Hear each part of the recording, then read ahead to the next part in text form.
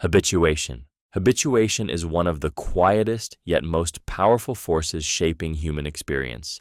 It is the process by which the mind slowly stops reacting to things that are repeated, familiar, or constant. What once felt intense, exciting, irritating, or painful gradually fades into the background, not because it disappears, but because the brain decides it no longer deserves attention. At its core, habituation is a survival mechanism. The brain is constantly filtering reality, deciding what matters and what can be ignored. If every sound, sensation, or emotion remained vivid forever, the mind would be overwhelmed. Habituation allows us to conserve mental energy by dulling responses to what feels predictable. The ticking clock you stop hearing, the scent you no longer notice, the background noise that vanishes without effort, all are signs of habituation at work. But this process reaches far beyond the senses. Habituation shapes emotions, relationships, and desires. Pleasure weakens when repeated too often. Pain softens with time. Even love, fear, and excitement can lose their sharp edges when the brain learns to expect them. What once felt magical can start to feel normal, and what once hurt deeply can become manageable. This is why habits form so easily and why change feels so difficult. The brain grows comfortable with patterns, even unhealthy ones. Stress can feel familiar, chaos can feel safe, calm can feel unsettling simply because it is new. Habituation explains why people stay in situations that no longer serve them and why novelty can feel intoxicating. It also explains adaptation and resilience. Humans endure loss, adjust to hardship, and keep moving forward because the brain slowly reduces emotional intensity. Habituation is the reason healing happens quietly, without announcement, and why time, without doing anything dramatic, can soften even the sharpest edges of experience. Classical conditioning. Classical conditioning is one of the most influential yet invisible learning processes shaping human behavior every day. It occurs when the mind automatically links two experiences together, even when no conscious decision is made. Over time, a neutral stimulus becomes emotionally charged simply because it repeatedly appears alongside something meaningful. At its core, classical conditioning is about prediction. The brain is constantly scanning the environment for signals that hint at what will happen next. When one event reliably precedes another, the nervous system learns to prepare in advance. The body reacts before logic has time to intervene, creating responses that feel instant, automatic, and deeply ingrained. This is why emotions often appear without explanation. A smell can trigger comfort, fear, or longing without warning. A sound can tighten the chest before a thought forms. These reactions are not irrational, they are learned. The mind remembers patterns long after the original experience fades. Classical conditioning shapes love, anxiety, motivation, and avoidance. Repeated warmth can attach safety to a person or place. Repeated pain can wire fear into harmless situations. Over time, these associations guide choices, habits, and emotional reactions without asking permission. Because this learning happens quietly, it feels personal, even inevitable, yet it is simply the brain doing its job, protecting, predicting, and conserving energy. Understanding classical conditioning reveals why certain patterns feel impossible to escape, why reactions feel older than memory, and why change often requires patience, repetition, and new emotional pairings formed slowly, gently, and consistently over time, until the body learns a different expectation, response, and emotional reality that finally feels safe, believable, and natural again today. Operant conditioning. Operant conditioning is one of the most powerful systems shaping behavior, motivation, and self-control throughout a person's life. It explains how actions are strengthened or weakened based on the consequences that follow them. Behaviors that bring rewards tend to repeat, while behaviors followed by discomfort slowly fade, often without conscious awareness. At its core, operant conditioning is about learning through experience. The brain constantly asks a simple question: what happens when I do this? When an action leads to pleasure, relief, approval, or success, the nervous system quietly marks it as worth repeating. When an action leads to pain, loss, embarrassment, or rejection, the brain begins to avoid it. This process shapes habits more than intention ever could. People may promise change, yet still repeat the same patterns because rewards are immediate and consequences feel distant. Small reinforcements, even subtle ones, can lock behaviors in place. A compliment can shape confidence. Attention can reinforce behavior. Relief from discomfort can be more powerful than pleasure itself. Operant conditioning also explains why environments matter. Behavior is not created in isolation. It is sculpted by feedback. The brain adapts to what works in a given situation, even if it becomes harmful elsewhere. Stress, validation, and avoidance can all become rewards if they remove discomfort. Over time, this learning becomes automatic. Actions feel natural, even inevitable. Understanding operant conditioning reveals why change requires altering consequences, not just intentions. When rewards shift and patterns are disrupted, behavior begins to change. The brain follows reinforcement, shaping identity, discipline, desire, and self-belief through repeated feedback loops that quietly guide daily choices over time. Reinforcement. Reinforcement is one of the most powerful forces shaping human behavior, often without awareness or intention. It is the process through which certain actions become stronger simply because they are followed by something desirable. When the brain receives a reward, relief, or sense of satisfaction, it quietly marks the behavior that came before it as worth repeating. At its core, reinforcement is about learning what works. The nervous system is constantly tracking outcomes, adjusting behavior to maximize comfort and minimize discomfort. Even small rewards can shape powerful habits. A smile, attention, praise, or relief from stress can reinforce patterns far more deeply than logic or willpower. Reinforcement does not require joy to be effective. Sometimes the strongest reinforcers remove pain. Avoiding conflict, escaping anxiety, or numbing discomfort can strengthen behaviors that slowly shrink a person's world. The brain learns quickly what makes things stop hurting, and it repeats those actions automatically. Over time, reinforcement builds identity. What is rewarded feels right. What is ignored fades. This is why environments matter so deeply. People adapt to the feedback they receive, even when it quietly shapes self-worth, motivation, and limits. Understanding reinforcement reveals why change feels hard. When rewards stay the same, behavior stays the same. Real transformation begins when consequences shift, when new rewards are introduced, and when the brain learns that different actions can finally produce safety, relief, growth, and meaning without repeating patterns that once felt necessary, automatic, and impossible to escape before. Over time, with repetition, patience, awareness, and care, allowing behavior to soften, adapt, and reshape itself into something healthier, steadier, and more aligned within. Punishment. Punishment is one of the oldest and most misunderstood forces shaping human behavior and emotional development. It works by decreasing a behavior through the introduction of discomfort, fear, or loss following an action. When something unpleasant follows behavior, the brain begins to associate that action with danger rather than reward. At its core, punishment is about avoidance.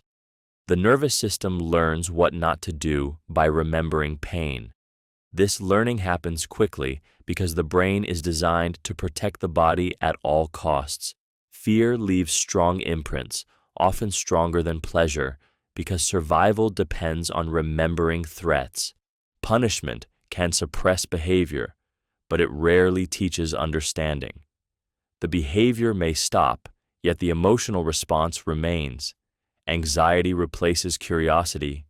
Compliance replaces trust. The brain focuses on escaping harm rather than learning better alternatives. Over time, this can wire fear into identity, making mistakes feel dangerous instead of instructive. Punishment also shapes self-perception. When consequences feel personal, people internalize shame rather than insight. The nervous system learns not only what is wrong, but that being wrong is unsafe. This creates hypervigilance, perfectionism, and avoidance that can persist long after punishment ends. While punishment can create immediate control, its long-term effects are complex. It teaches silence, not growth.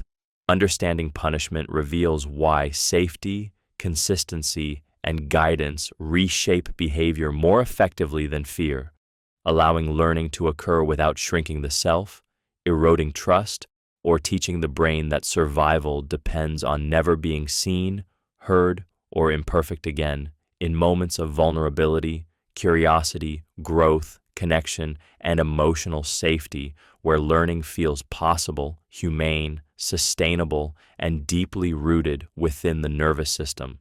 Cognitive dissonance. Cognitive dissonance is the quiet psychological tension that arises when a person holds two conflicting beliefs, values, or behaviors at the same time. It is the discomfort felt when actions do not align with identity, or when reality challenges what the mind wants to believe. This tension is not loud or obvious, but it is deeply motivating. At its core, cognitive dissonance threatens the brain's need for consistency. Humans are wired to see themselves as logical, coherent, and good. When evidence contradicts that self-image, the mind experiences unease. That discomfort pushes the brain to resolve the conflict, not always by changing behavior, but often by reshaping the story it tells itself. This is why people justify decisions they regret, defend beliefs that hurt them, or reject information that challenges their worldview. Admitting error feels painful because it fractures identity. The brain often chooses comfort over truth, explanation over responsibility, certainty over growth. Cognitive dissonance explains why change feels threatening. Letting go of a belief can feel like losing part of the self. The mind clings to familiar narratives because they provide emotional safety, even when they no longer serve reality. Contradictions are smoothed over, rationalized, or ignored to restore inner balance. This mechanism operates quietly in relationships, habits, morals, and self-perception. It influences how people remember the past, interpret the present, and imagine the future. Cognitive dissonance is not a flaw, it is a protective function. Yet awareness of it creates power. When discomfort is tolerated instead of avoided, growth becomes possible. The tension no longer needs escape. It becomes a signal, pulling the mind toward deeper honesty, stronger alignment, and a self that can evolve without breaking apart inside. Confirmation bias. Confirmation bias is one of the most powerful psychological forces shaping perception, belief, and identity.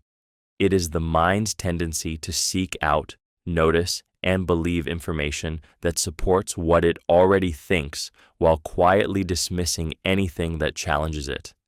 This happens automatically, not because people want to be dishonest, but because certainty feels safe. At its core, confirmation bias protects the mind from discomfort. Challenging beliefs creates tension, doubt, and emotional unease.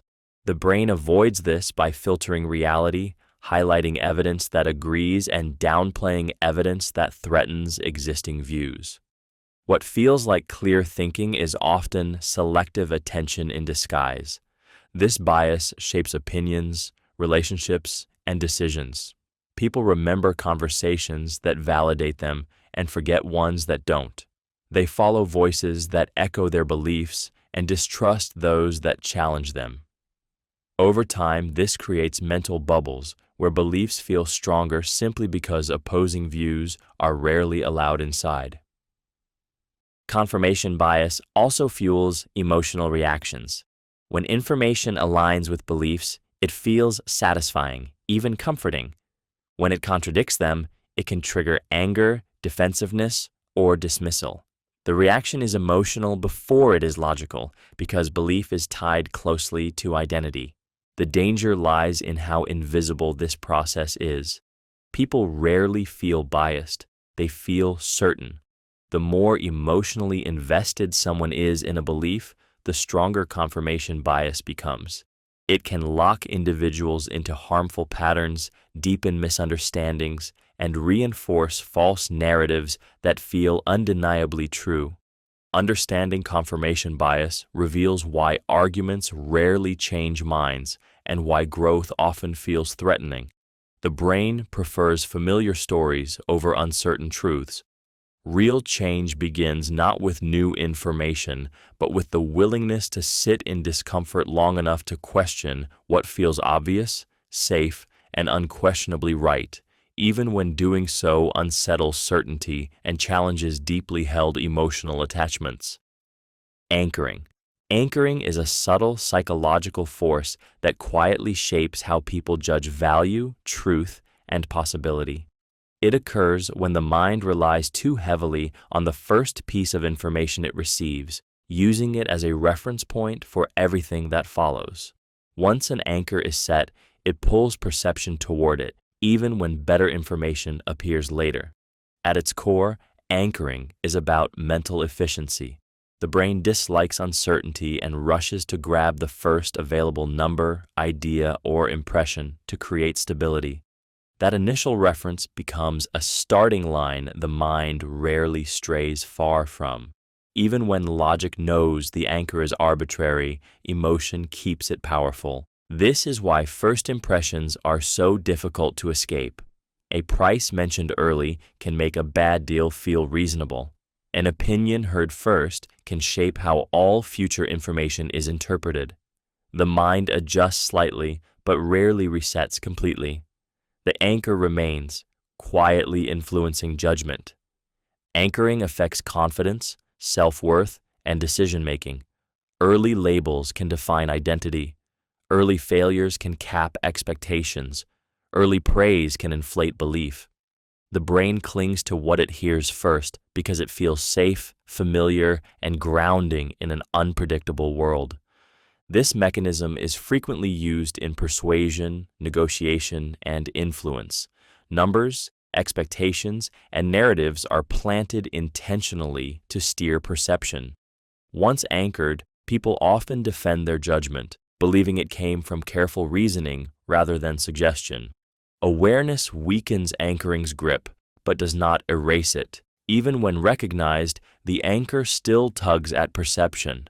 Understanding anchoring explains why change feels difficult, why expectations linger, and why the first story told often becomes the one that shapes reality, direction, and belief long after better information arrives and quietly waits to be noticed. Availability. Heuristic. The availability heuristic is a mental shortcut the brain uses to judge reality based on what comes to mind most easily. Instead of carefully analyzing information, the mind relies on vivid memories, recent events, or emotionally charged examples to decide what feels true, likely, or important. At its core, this heuristic is about speed and survival. The brain evolved to make fast decisions, not perfect ones. Information that is dramatic, repeated, or emotionally intense is stored more vividly, making it easier to recall. When something is easy to remember, the brain assumes it must be common or significant. This is why rare events can feel frequent. News stories, personal experiences, or strong emotions distort perception. A single frightening story can outweigh years of calm evidence. The mind confuses familiarity with frequency, mistaking what is memorable for what is probable. The availability heuristic shapes fear, judgment, and belief. Anxiety grows when threatening images are easily recalled. Confidence increases when past success feels close. Opinions harden when supporting examples surface effortlessly, while opposing evidence fades into the background. Because this process happens automatically, it feels like intuition. People trust it because it feels immediate and convincing, yet it quietly narrows perspective, pulling attention toward extremes rather than balance. Understanding the availability heuristic reveals how perception can drift from reality without intention. The mind is not lying, it is conserving effort. Awareness creates space between memory and truth, allowing decisions to slow, emotions to soften, and beliefs to expand. Beyond the loudest examples the brain remembers, especially during emotional moments of uncertainty, fear, pressure, urgency, confusion, and cognitive overload today continuously. Overconfidence bias. Overconfidence bias is the tendency to overestimate one's knowledge, abilities, or control over outcomes, even when evidence suggests otherwise. It creates an illusion of certainty, making people feel more capable, more informed, and more accurate than they truly are. This bias is comforting, but it is also dangerous. At its core, overconfidence bias is about protecting identity. The brain prefers feeling competent to feeling uncertain. Doubt creates vulnerability, and vulnerability feels like risk. To avoid that discomfort, the mind inflates confidence, smoothing over gaps in understanding and minimizing the possibility of error. The result is a sense of certainty that feels real, even when it is built on incomplete information. This bias shapes decisions in subtle ways. People underestimate risks, overestimate success, and ignore warning signs because confidence dulls caution. Mistakes are blamed on bad luck rather than poor judgment, allowing the illusion to survive. Success is credited to skill, reinforcing the belief that future outcomes are guaranteed. Overconfidence bias thrives on familiarity. The more often someone repeats an action, the more competent they feel, regardless of actual accuracy. Confidence grows faster than skill, creating a widening gap between belief and reality. This gap is rarely questioned because confidence feels like truth. Emotionally, overconfidence provides safety. It shields the ego from shame and uncertainty, yet it also blocks learning. When someone believes they already know, curiosity fades. Feedback is dismissed. Growth slows. Understanding overconfidence bias reveals why humility feels uncomfortable but necessary. True awareness requires sitting with uncertainty and allowing the possibility of being wrong. Without that willingness, confidence becomes a blindfold, shaping outcomes before reality forces correction.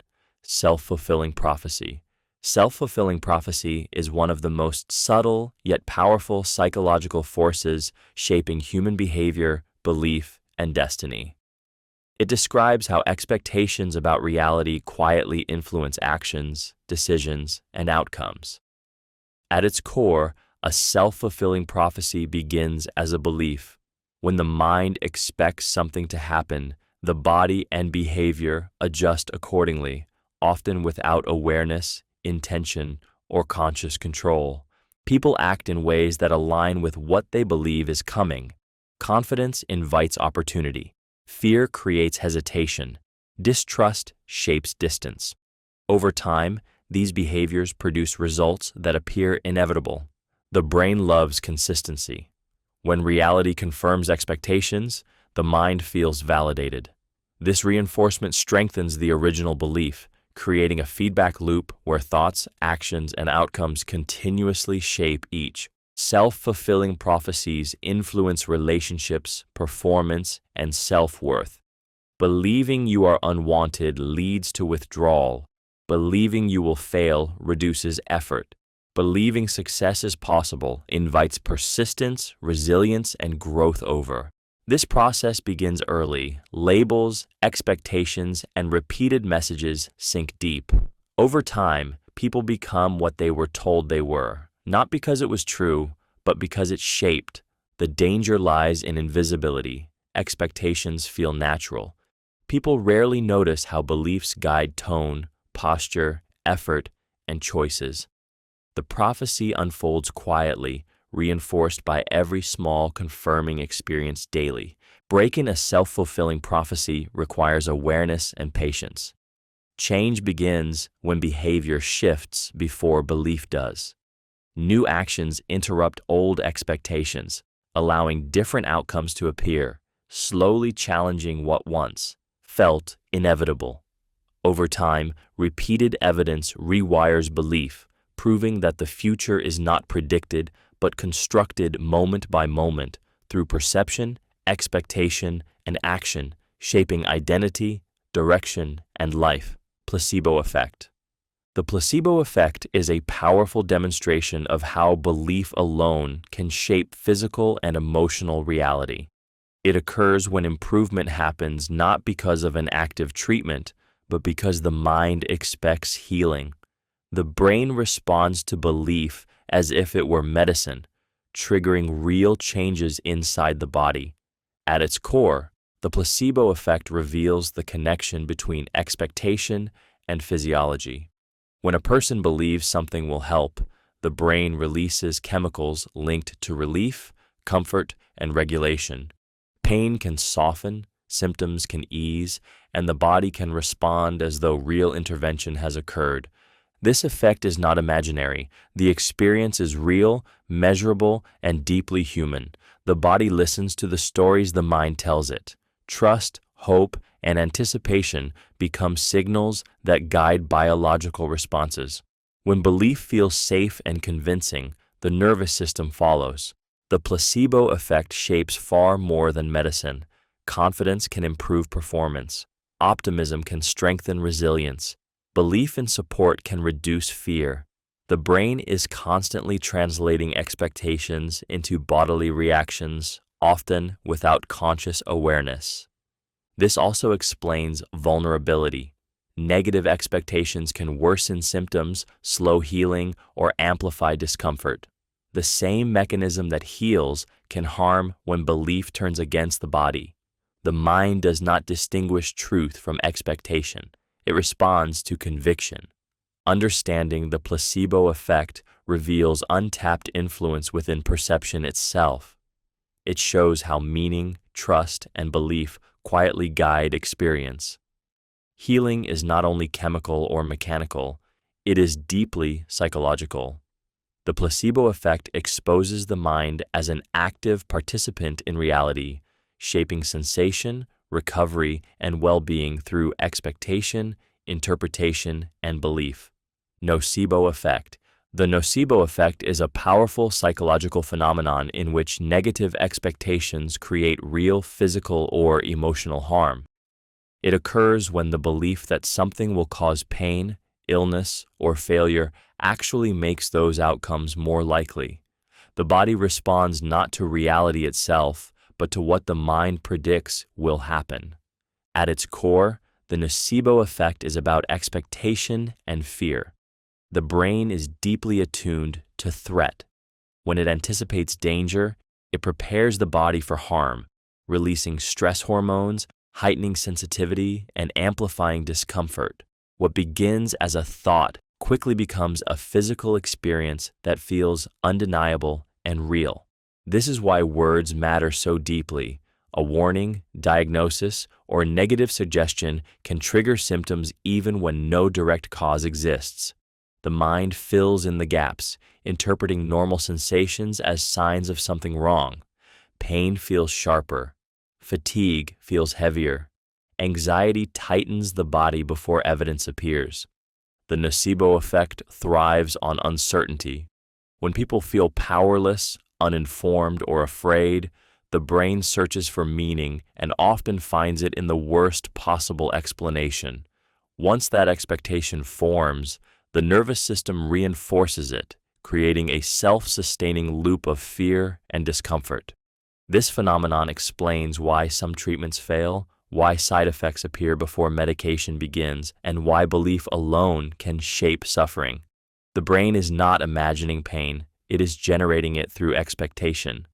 Understanding the Nocebo effect reveals how deeply perception shapes reality. Fear can become a trigger, belief can become a wound. Awareness interrupts this cycle, reminding the mind that not every sensation is a threat, and that expectation, when left unchecked, can quietly shape the body into experiencing harm long before any true danger exists at all. Learned helplessness. Learned helplessness is a psychological state where a person stops trying to change their situation because they believe their actions no longer matter. It forms when repeated experiences of failure, pain, or lack of control teach the brain that effort is pointless. Over time, the mind learns not hope, but surrender. At its core, learned helplessness is about broken expectation. When someone tries again and again to escape discomfort, improve circumstances, or avoid harm and nothing changes, the brain adapts by conserving energy. It stops initiating action, not out of laziness, but as a survival response. Hope becomes too costly. This is why people remain in situations that hurt them. The mind has learned that resistance brings disappointment. Even when opportunities appear, they are ignored or unseen because the nervous system expects defeat. Freedom feels unfamiliar. Control feels like an illusion. Learned helplessness reshapes identity. A person begins to see themselves as powerless, incapable, or undeserving. Motivation fades. Curiosity shrinks. The world feels heavy and unresponsive. This state can affect emotions, relationships, work, and self-worth, quietly limiting life without obvious restraint. What makes learned helplessness so powerful is that it feels logical. Past evidence supports the belief that nothing will change. The brain trusts experience more than possibility. Yet this learning is not permanent. It is a pattern, not a truth. Awareness is the first disruption. Small successes begin to rewrite expectation. Control must be reintroduced gently through experiences where effort leads to outcome. The nervous system needs proof, not reassurance. Learned helplessness explains why encouragement alone often fails. The brain does not need words, it needs new evidence.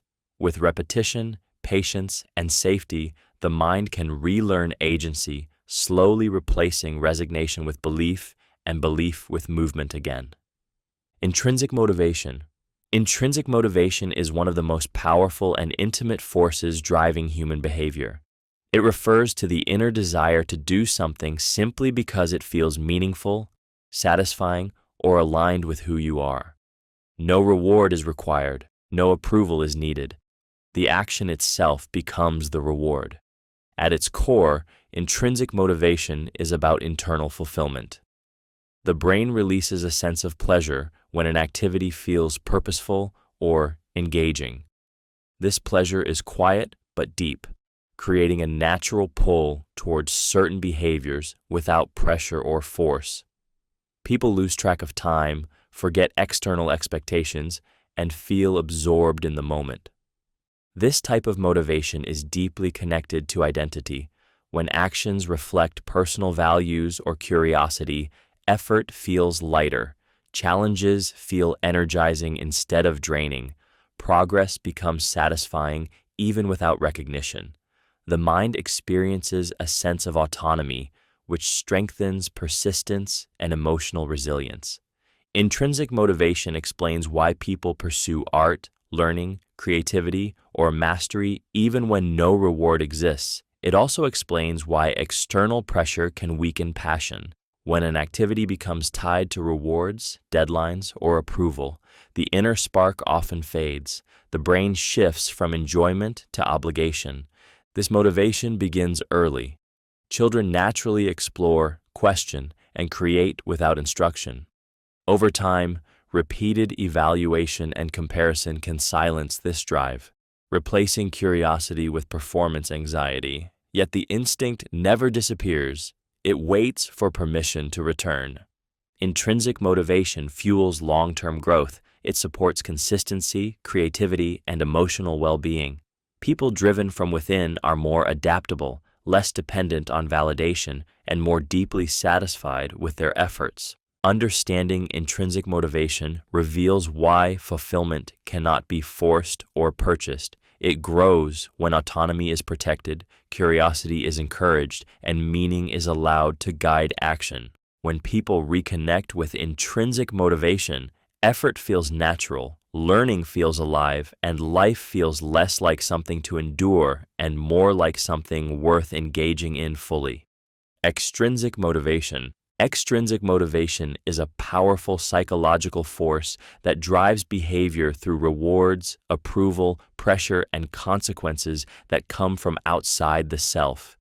It shapes much of modern life, quietly guiding effort, ambition, and persistence by linking actions to outcomes controlled by others. Money, praise, grades, status, deadlines, and avoidance of punishment all serve as external signals telling the brain what is worth doing. At its core, extrinsic motivation works by teaching the mind to associate behavior with gain or loss. When an action leads to reward, the brain marks it as valuable. When it prevents discomfort, rejection, or failure, it becomes even stronger. The nervous system learns quickly, often prioritizing immediate payoff over long-term meaning. This is why extrinsic motivation can be effective, yet fragile. Performance improves under pressure, but fades when rewards disappear. Effort becomes dependent on validation, making motivation conditional rather than internal. Over time, people may lose touch with why they act, focusing only on outcomes rather than values. Extrinsic motivation also shapes identity. When approval defines worth, behavior bends to expectations.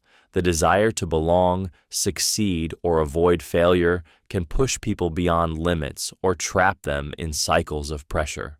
Understanding extrinsic motivation reveals why external rewards can ignite action but rarely sustain fulfillment, and why lasting drive often requires reconnecting effort to meaning, autonomy, and self-directed purpose beneath the noise of incentives, expectations, and control that quietly shape behavior from the outside long before desire ever feels like its own, slowly reshaping confidence, choice, and direction across time, moments, habits, pressure, reward, repetition, and adaptation until motivation feels stable, grounded, personal.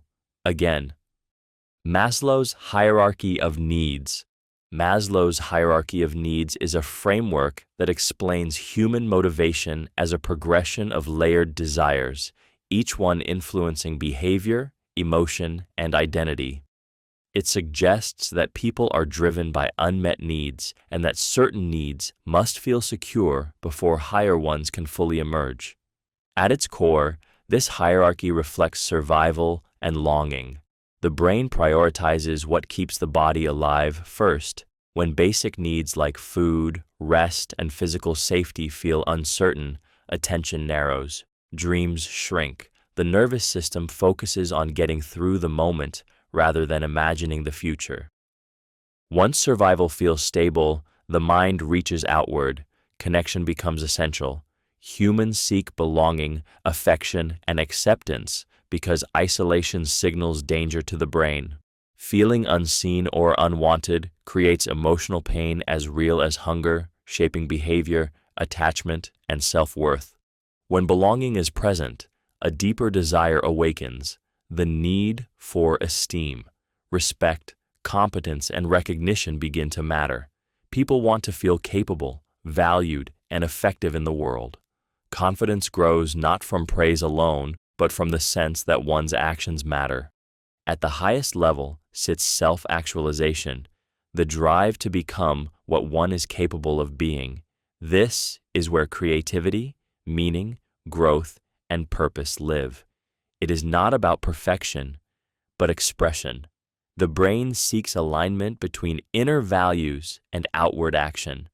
Maslow's hierarchy explains why stress can erase ambition, why insecurity clouds creativity, and why growth feels impossible when safety is threatened. It reveals that human potential is not unlocked by force, but by meeting foundational needs that quietly support the mind's ability to reach upward toward fulfillment, authenticity, purpose, and a sense of becoming fully alive over time.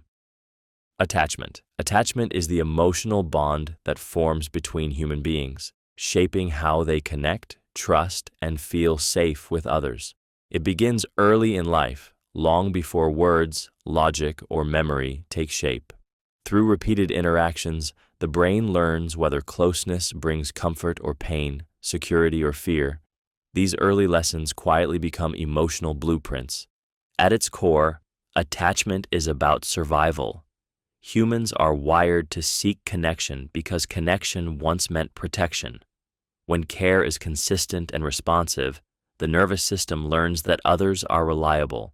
Safety becomes internalized. When care is unpredictable, distant, or harmful, the brain adapts differently, learning to stay alert, guarded, or self-reliant. Attachment influences how people love, argue, withdraw, cling, or avoid. It determines how safe vulnerability feels and how threatening closeness can become. Long after childhood ends, attachment patterns continue to guide reactions in friendships, romantic relationships, and even professional environments. The body remembers what the mind may not. This bond operates beneath awareness. A delayed message can trigger anxiety. Distance can feel like rejection. Intimacy can feel overwhelming or soothing, depending on what attachment has taught the nervous system to expect. These reactions are not flaws, they are learned responses to earlier emotional conditions. Attachment also shapes self-worth. How one was treated becomes a template for how one expects to be treated.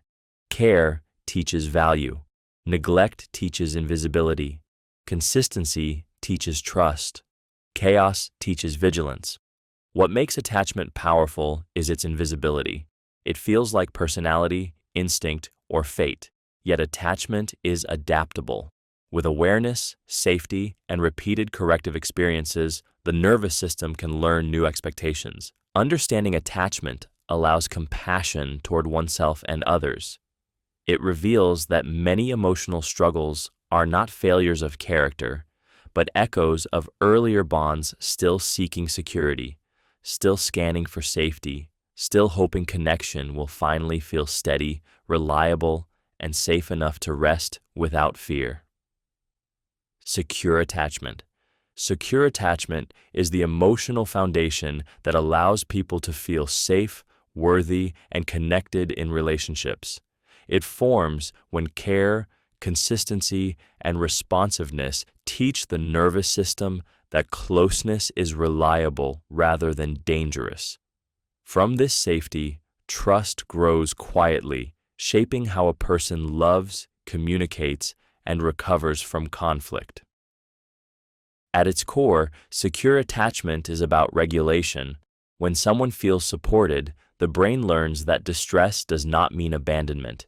Emotions can rise without overwhelming the system because connection remains intact. This creates an inner sense of stability that travels into adulthood. People with secure attachment are not free from fear or pain. They still feel disappointment, loss, and uncertainty. The difference is that these experiences do not threaten their sense of worth. They believe they can rely on others and themselves, even during difficulty. This attachment style shapes behavior subtly. Boundaries feel possible. Vulnerability feels safe. Independence and closeness coexist without tension. Relationships become spaces for growth rather than survival. Secure attachment also influences self-talk. Mistakes are seen as human, not defining. Needs are acknowledged without shame. Asking for help feels reasonable rather than risky. This pattern begins early, but it can be learned later. Healing relationships, therapy, and repeated experiences of reliability can rewire attachment responses over time. The nervous system learns new expectations through consistency. Secure attachment does not eliminate pain, but it softens its impact. It allows connection without losing self, closeness without fear, and separation without panic. From this foundation, love becomes steady rather than desperate, resilient rather than reactive, and safe enough to grow over time and across life. Insecure attachment. Insecure attachment is a deeply rooted emotional pattern that shapes how people experience closeness, trust, and safety in relationships. It develops when early connections feel inconsistent, unpredictable, or emotionally unsafe, teaching the nervous system that love may disappear at any moment. As a result, connection becomes something to manage rather than relax into. At its core, insecure attachment is about survival. The brain learns to stay alert, scanning for signs of rejection, distance, or abandonment. Affection feels intense but fragile. Small changes in tone, attention, or behavior can trigger fear, doubt, or emotional pain that feels overwhelming and sudden.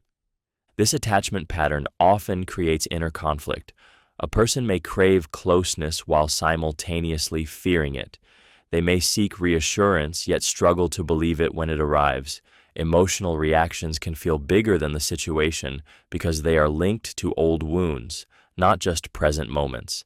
Insecure attachment shapes communication, boundaries, and self-worth. Love may feel conditional. Silence may feel threatening. Distance may feel like loss. The body reacts before logic can intervene, pulling people into cycles of anxiety, withdrawal, or overconnection. This pattern is not a flaw. It is an adaptation. The nervous system learned to protect itself in environments where emotional safety was uncertain. Understanding insecure attachment reveals why relationships can feel exhausting, why reassurance never feels like enough, and why healing requires consistency, patience, and emotional safety repeated over time, allowing the brain to slowly relearn that connection does not have to be earned, chased, or feared, but can exist calmly, steadily, and securely without constant vigilance or pain for the first time inside. Projection. Projection is a psychological defense where the mind pushes unwanted thoughts, feelings, or traits outward and assigns them to others. Instead of recognizing an emotion internally, the brain protects itself by seeing that emotion reflected in someone else. What feels threatening inside becomes easier to manage when it appears external. At its core, projection is about self-preservation. The nervous system avoids discomfort by distancing from feelings that conflict with identity or self-image. Anger becomes someone else's hostility. Insecurity turns into criticism. Desire transforms into judgment. The mind maintains balance by rewriting where emotions seem to originate. Projection shapes relationships quietly and powerfully. People react not to who others are, but to what they represent internally. This creates misunderstandings that feel deeply personal.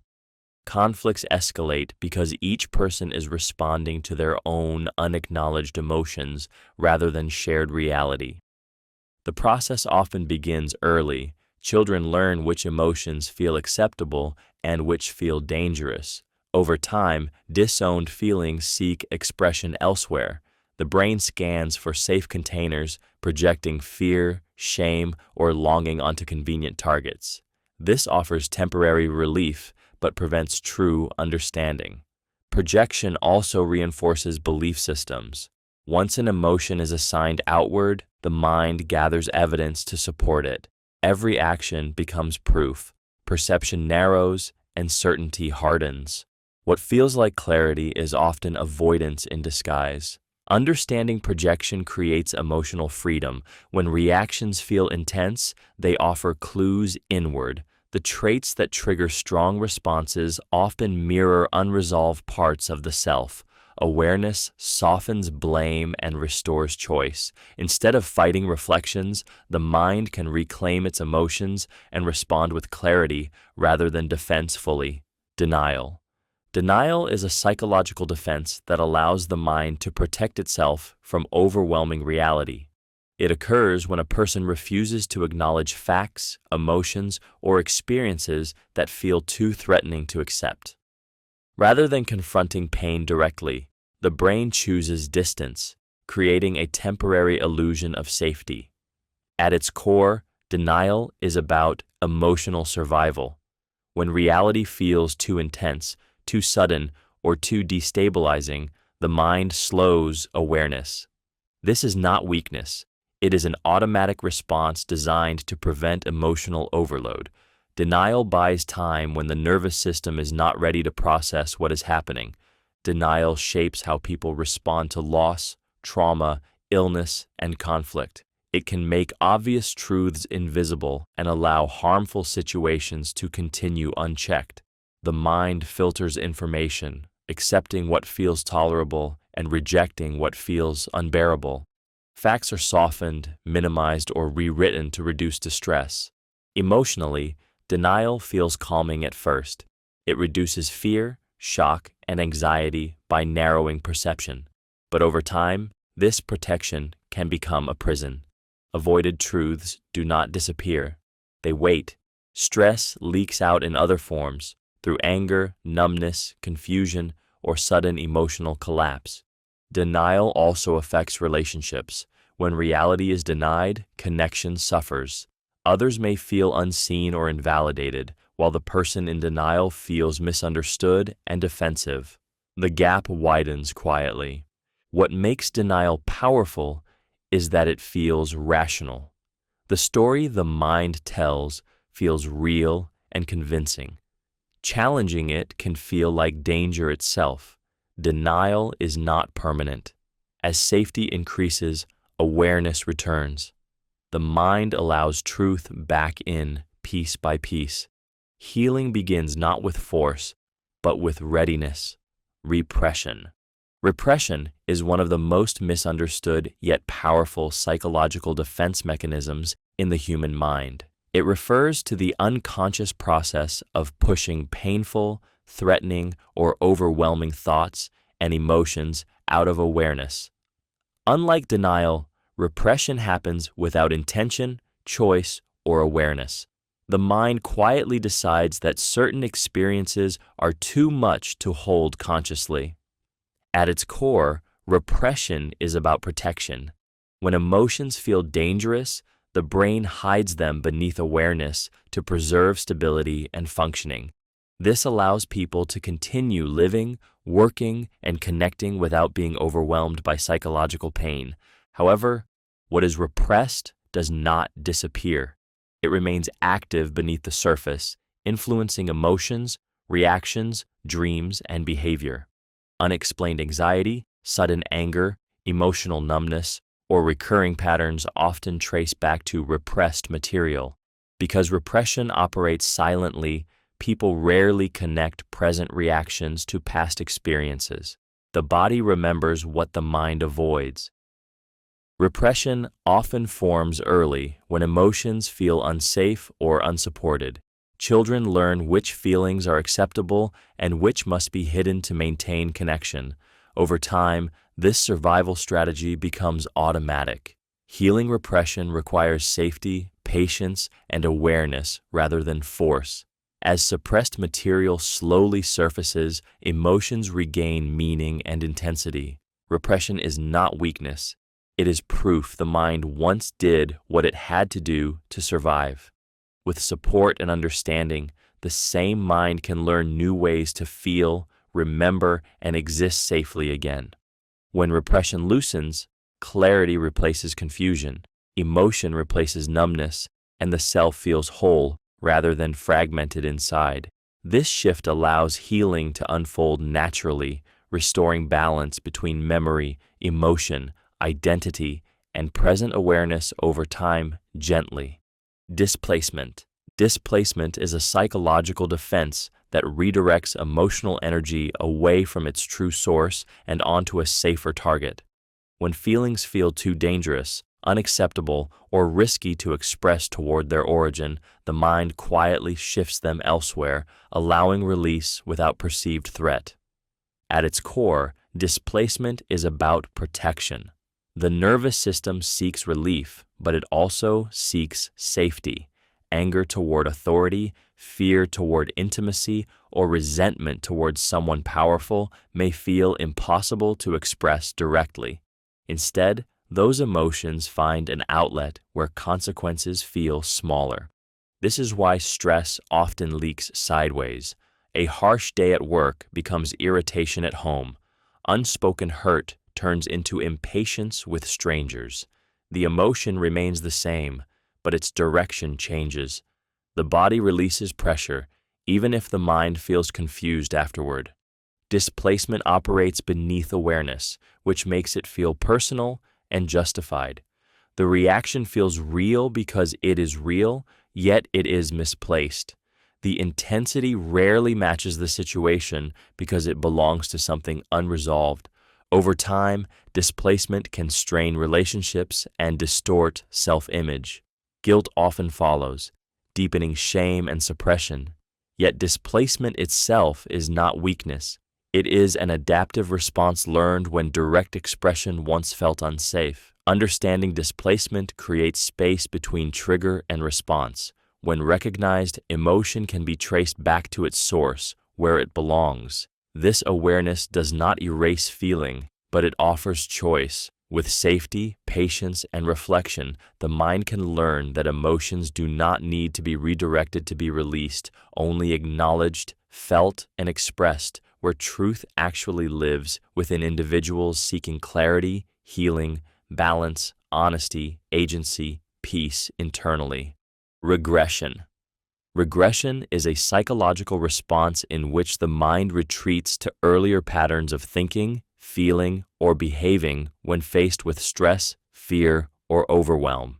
Under pressure, the brain reaches backward, not forward, searching for a time when coping felt simpler and safety felt more accessible.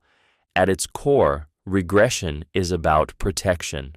When the nervous system becomes overloaded, higher reasoning weakens, and older emotional systems take control. Behaviors that once brought comfort resurface automatically. This can look like emotional outbursts, dependency, avoidance, or a desire to be cared for rather than responsible. Regression is not weakness. It is the brain attempting to survive uncertainty by returning to familiar ground. Early coping strategies were learned during times when control was limited and support was essential. When stress mimics those early feelings, the mind responds in kind, activating responses that once reduced threat. This process explains why adults may react childishly during conflict, illness, or exhaustion. Logic fades, emotions intensify, and needs become more immediate. The body remembers how vulnerability once secured safety, even if those strategies no longer serve the present moment. Regression also appears during healing. When people feel safe enough, suppressed emotions surface. Tears, dependency, or confusion can emerge not because things are worsening, but because the nervous system is finally allowing unfinished emotional material to be felt. The danger of regression lies in becoming stuck. When stress is constant, the brain may rely too heavily on outdated strategies, limiting growth and autonomy. Understanding regression brings compassion to moments of emotional collapse. It reframes them as signals, not failures. Awareness allows gentler self-response. Instead of shame, curiosity emerges. Instead of suppression, support becomes possible. Regression reveals where the mind learned to survive, offering insight into unmet needs that still echo quietly beneath adult strength, resilience, and responsibility today. Sublimation. Sublimation is a psychological process where intense or socially unacceptable urges are redirected into constructive, creative, or meaningful outlets. Instead of suppressing desire, anger, fear, or pain, the mind transforms that energy into something productive, allowing emotional tension to move without causing harm. At its core, sublimation is about survival with dignity. The brain understands that certain impulses cannot be expressed safely, yet they cannot simply disappear. Rather than letting them explode or turn inward, the psyche finds a safer path, channeling raw emotion into art, work, discipline, or purpose. This is why pain can become creativity, why anger can become ambition, why grief can become service. Sublimation allows the individual to remain functional while honoring the emotional truth beneath the surface. The feeling is not denied, it is reshaped. Emotionally, sublimation feels like relief without shame. The nervous system releases pressure without collapse. The person gains a sense of control and meaning, turning inner chaos into structure. Over time, this process strengthens identity, resilience, and self-respect. Sublimation often develops quietly, especially in environments where expression was unsafe or discouraged. The mind learned to adapt, not by numbing, but by transforming. This skill can become a source of strength or exhaustion, depending on balance and awareness. Understanding sublimation reveals that not all coping is avoidance. Some strategies elevate pain into purpose. When recognized and supported, sublimation allows a person to move forward without betraying their inner reality, carrying intensity in forms that build, contribute, and endure quietly, shaping a life that feels meaningful, integrated, and alive without destroying the self it once threatened to overwhelm completely inside within. Emotional intelligence. Emotional intelligence is the ability to recognize, understand, and work with emotions rather than being controlled by them. It shapes how people relate to themselves, navigate relationships, and respond under pressure. Unlike raw intellect, emotional intelligence determines how well someone manages stress, conflict, empathy, and connection in everyday life.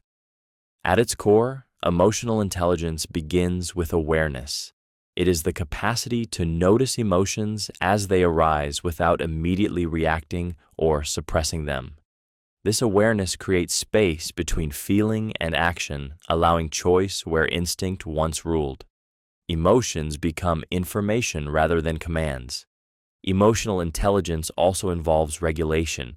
Instead of denying or exploding, the mind learns to soothe itself, tolerate discomfort, and respond deliberately. This does not mean avoiding emotion, but staying present with it long enough to understand what it signals. Calm becomes a skill, not a personality trait. Another central aspect is empathy. Emotional intelligence allows someone to sense what others feel without losing themselves in it. Tone, expression, and silence are read accurately. This deepens trust and reduces misunderstanding, even in tense situations. This intelligence develops through experience. Supportive environments teach emotions are safe to feel and express. Unsafe environments teach suppression or overreaction. Over time, these patterns become automatic unless consciously reshaped. Emotionally intelligent people are not emotionless. They feel deeply, but they are not overwhelmed by what they feel. They can hold complexity, contradiction, and discomfort without shutting down or lashing out. Emotional intelligence influences leadership, intimacy, resilience, and self-respect. It allows mistakes without shame, boundaries without guilt, and honesty without cruelty. When emotional intelligence grows, relationships stabilize, self-trust strengthens, and reactions soften. Understanding emotional intelligence reveals why success without fulfillment feels empty and why connection without awareness collapses. As emotional intelligence deepens, life becomes less reactive and more intentional, guided by clarity rather than impulse, and grounded in understanding rather than avoidance or fear. Empathy. Empathy is the psychological ability to feel into another person's inner world without losing awareness of your own. It allows the nervous system to resonate with someone else's emotions, translating observation into felt understanding. Rather than imagining what you would feel in their place, empathy lets you sense what they are actually experiencing. At its core, empathy is a bridge. The brain uses emotional cues, facial expressions, tone, and subtle signals to simulate another person's state internally. This process happens automatically, activating shared emotional circuits that create connection. When empathy is present, people feel seen without explanation and understood without defense. Empathy shapes relationships more deeply than words. It softens conflict, deepens trust, and creates safety. When someone feels empathized with, their nervous system relaxes, defenses lower, and openness becomes possible. Pain feels lighter when it is witnessed without judgment. This ability develops early and is shaped by experience. When emotions are met with understanding, empathy strengthens.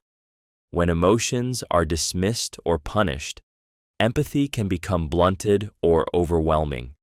Some people absorb others' feelings intensely, while others struggle to access them at all. Empathy is not agreement or rescue. It does not require fixing, advising, or absorbing pain.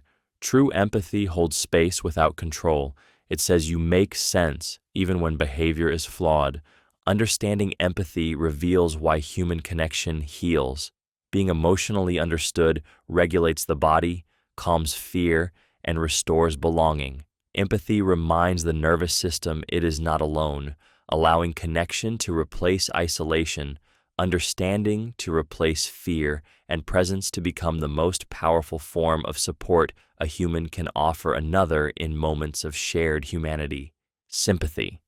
Sympathy is an emotional response that arises when we recognize another person's suffering and feel concern for their pain.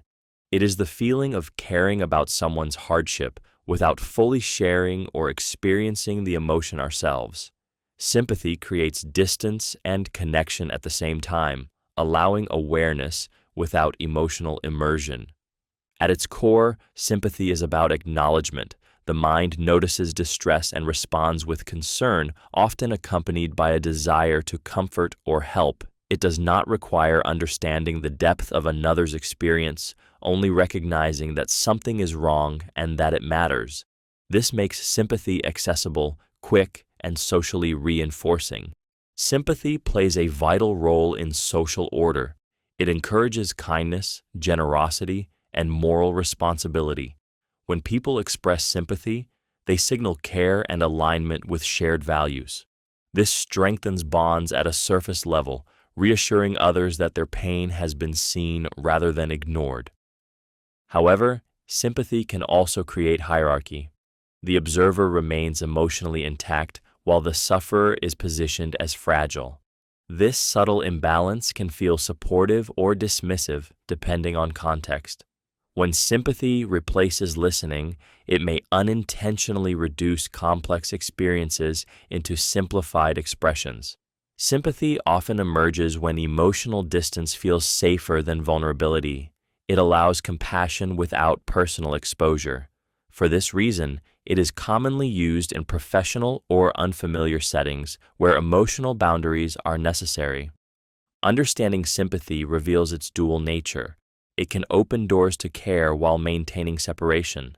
Awareness helps transform sympathy into presence rather than performance. When combined with humility, sympathy becomes a bridge rather than a wall, offering warmth without erasing autonomy or emotional truth in moments of pain. Theory of mind.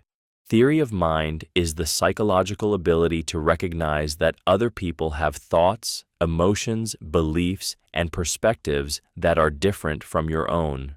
It is what allows humans to understand that the world inside another person's mind is separate, complex, and unseen. Without it, social connection would collapse into confusion. At its core, theory of mind is about mental awareness beyond the self. The brain learns that others act not randomly, but based on inner experiences that cannot be directly observed. This realization transforms interaction from reaction into interpretation. Behavior becomes meaningful because it is assumed to come from intention. This ability develops gradually.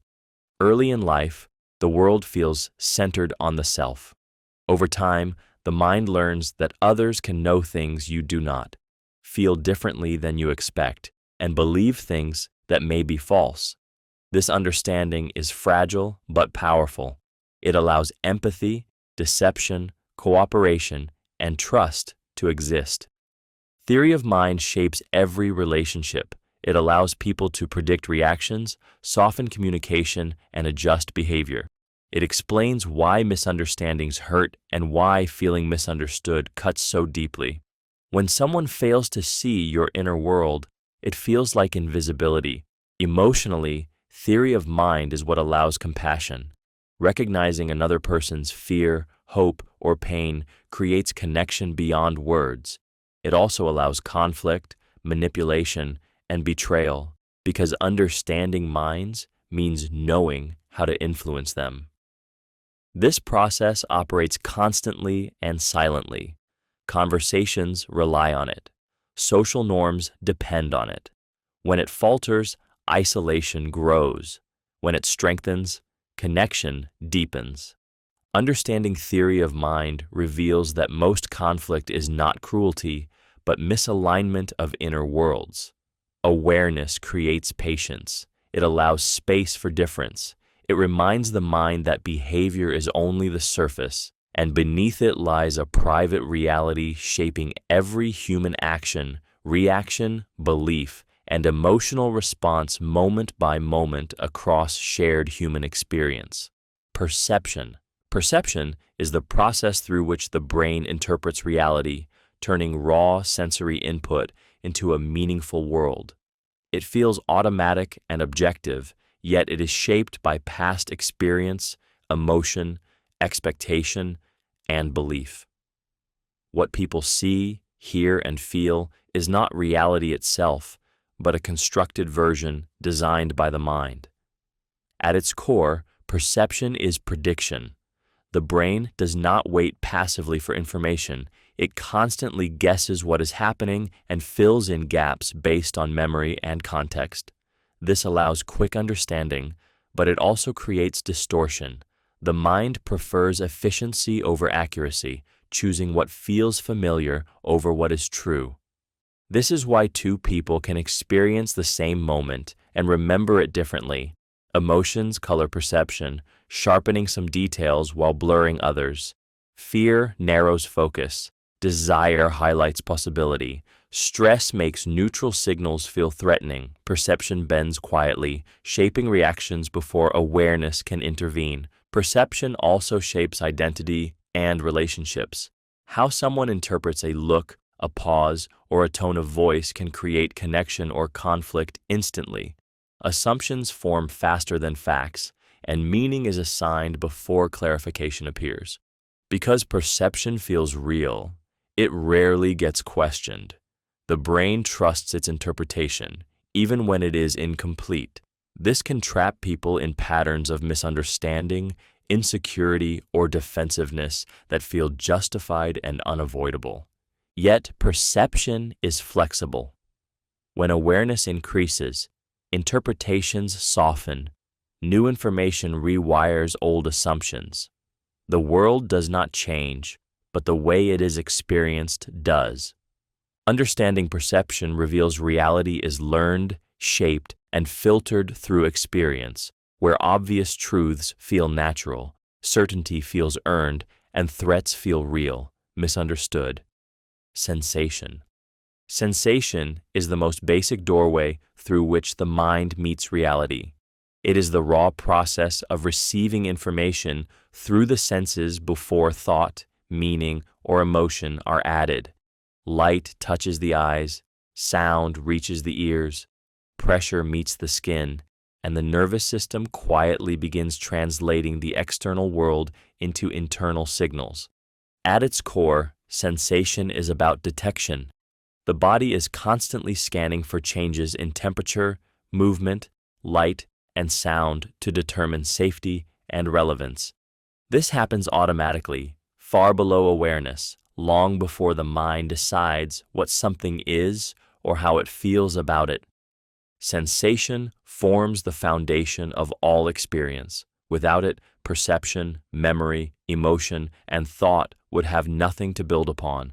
Every feeling begins as sensation before it becomes labeled as pleasure, pain, comfort, or fear. The body feels first, the mind explains later. Sensation also shapes emotional regulation. When sensory input is overwhelming, the nervous system becomes overstimulated. When it is limited, the world can feel dull or unreal. This is why certain textures calm the body, certain sounds soothe anxiety, and certain environments create unease without explanation. Early sensory experiences leave lasting imprints. Touch, tone, and physical presence teach the nervous system what safety feels like. When sensation is gentle and predictable, the body relaxes. When it is harsh or chaotic, the body stays alert. Understanding sensation reveals how deeply the body participates in experience.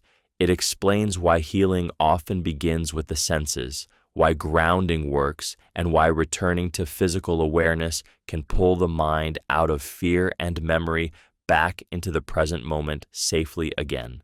Selective attention. Selective attention is the mental process that determines what the mind notices and what it quietly ignores. At any given moment, the brain is flooded with more information than it could ever fully process, so it chooses. What feels important comes into focus, while everything else fades into the background without resistance. At its core, selective attention is about survival and efficiency. The brain conserves energy by narrowing awareness to what seems most relevant. Sounds soften, details blur, and entire experiences disappear simply because attention has been directed elsewhere. This happens so seamlessly that it feels like reality itself has narrowed, when in truth, perception has. Selective attention shapes emotional experience. When the mind fixates on threat, danger feels everywhere. When it focuses on loss, absence grows louder than presence. Joy, safety, and opportunity can exist in plain sight, yet remain unseen because attention is pointed elsewhere. The brain does not show the world as it is, but as it is filtered. This process explains tunnel vision during stress. Under pressure, attention collapses inward, locking onto immediate concerns. Creativity fades. Options disappear. The nervous system believes focus equals control, even when it limits perspective. What is unseen feels non-existent. Selective attention also reinforces belief. Once attention favors certain details, the mind collects evidence to support them. Contradictions are overlooked, patterns feel confirmed, reality begins to align with expectation, not because it has changed, but because awareness has narrowed. This mechanism develops early. Experiences teach the brain what deserves focus and what feels unsafe to notice. Over time, attention becomes habit. The same emotional cues pull awareness again and again. Understanding selective attention creates space. When awareness widens, new information enters, emotion softens, possibility returns. Attention becomes a choice rather than a reflex, allowing perception to expand beyond fear, bias, and habit into a fuller experience of the present moment. Change blindness. Change blindness is the psychological phenomenon where people fail to notice significant changes in their environment, even when those changes happen directly in front of them. It reveals a startling truth about the human mind. Seeing is not the same as noticing. The brain does not record reality like a camera. It fills in gaps, assumes continuity, and focuses only on what it believes matters. At its core, change blindness is about attention. The mind has limited capacity, so it prioritizes certain details while discarding others. When attention is occupied, the brain assumes stability. If no clear signal demands focus, changes slip by unnoticed. Reality shifts, but perception stays the same. This is why people miss obvious visual changes, overlook gradual shifts in relationships, or fail to recognize how situations slowly deteriorate or improve. The brain relies on expectations rather than constant reevaluation. What feels familiar becomes invisible, even when it transforms. Emotionally, change blindness explains why people are shocked by outcomes that were slowly forming all along. A relationship suddenly ends, a job unexpectedly disappears. A problem feels like it came out of nowhere, when in truth the warning signs were present but unseen. The mind was not prepared to look. Change blindness also shapes self-awareness. People may fail to notice how they themselves are changing. Habits, beliefs, and emotional patterns shift gradually, escaping conscious notice until consequences appear. This phenomenon protects the brain from overload, but it comes at a cost. Important information can be missed. Growth can go unnoticed. Danger can be ignored. Understanding change blindness is unsettling because it exposes how fragile awareness truly is. It reminds us that attention shapes reality, and what we fail to attend to quietly shapes outcomes. Without deliberate reflection, life can change dramatically, while the mind insists that everything looks exactly the same, even as the ground beneath perception slowly moves without asking permission. Memory encoding. Memory encoding is the hidden process through which experiences become memories, transforming fleeting moments into stored impressions within the brain. It begins the instant attention is placed on something, deciding what is important enough to keep and what will quietly fade away. At its core, memory encoding is selective. The brain cannot record everything, so it filters reality through emotion, relevance, and meaning. Experiences tied to strong feelings, repetition, or personal significance are encoded more deeply, while neutral details often disappear. This is why emotional moments feel vivid while ordinary days blur together. Encoding is not a camera. Memories are shaped, compressed, and altered at the moment they are formed. Expectations, beliefs, and context influence how information is stored, often without awareness. What feels like an objective memory is actually an interpretation created in real time. Stress plays a powerful role. Moderate stress can sharpen encoding, locking details into place. Too much stress, however, fragments memory, leaving gaps, confusion, or distorted recall. The body decides whether survival or storage takes priority. Memory encoding also explains why attention matters. When the mind is distracted, encoding weakens. When fully present, the brain weaves richer connections, making recall easier later. Over time, encoded memories shape identity. They influence beliefs, fears, confidence, and behavior. Past experiences guide future expectations, often silently. Understanding memory encoding reveals why memory feels unreliable yet meaningful. It shows that remembering is not about accuracy, but about significance. What the brain chooses to encode reflects what once mattered, what felt intense, and what the mind believed was worth carrying forward into the future within the self quietly today.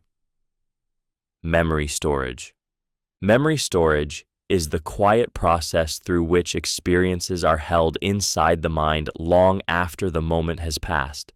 It is how the brain preserves pieces of the past, transforming fleeting sensations, emotions, and thoughts into something that can be carried forward through time. Without memory storage, life would reset endlessly, leaving no continuity or meaning. At its core, memory storage is about stability. The brain decides which experiences are important enough to keep and which can fade.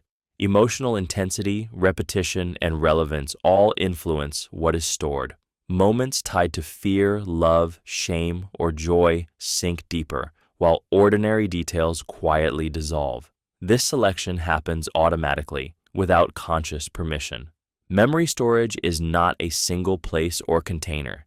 It is a living network of neural connections that strengthen each time a memory is revisited.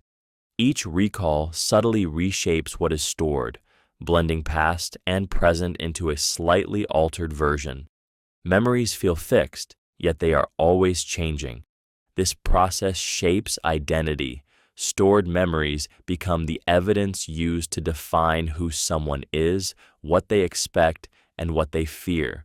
The past whispers into the present, guiding reactions before awareness catches up.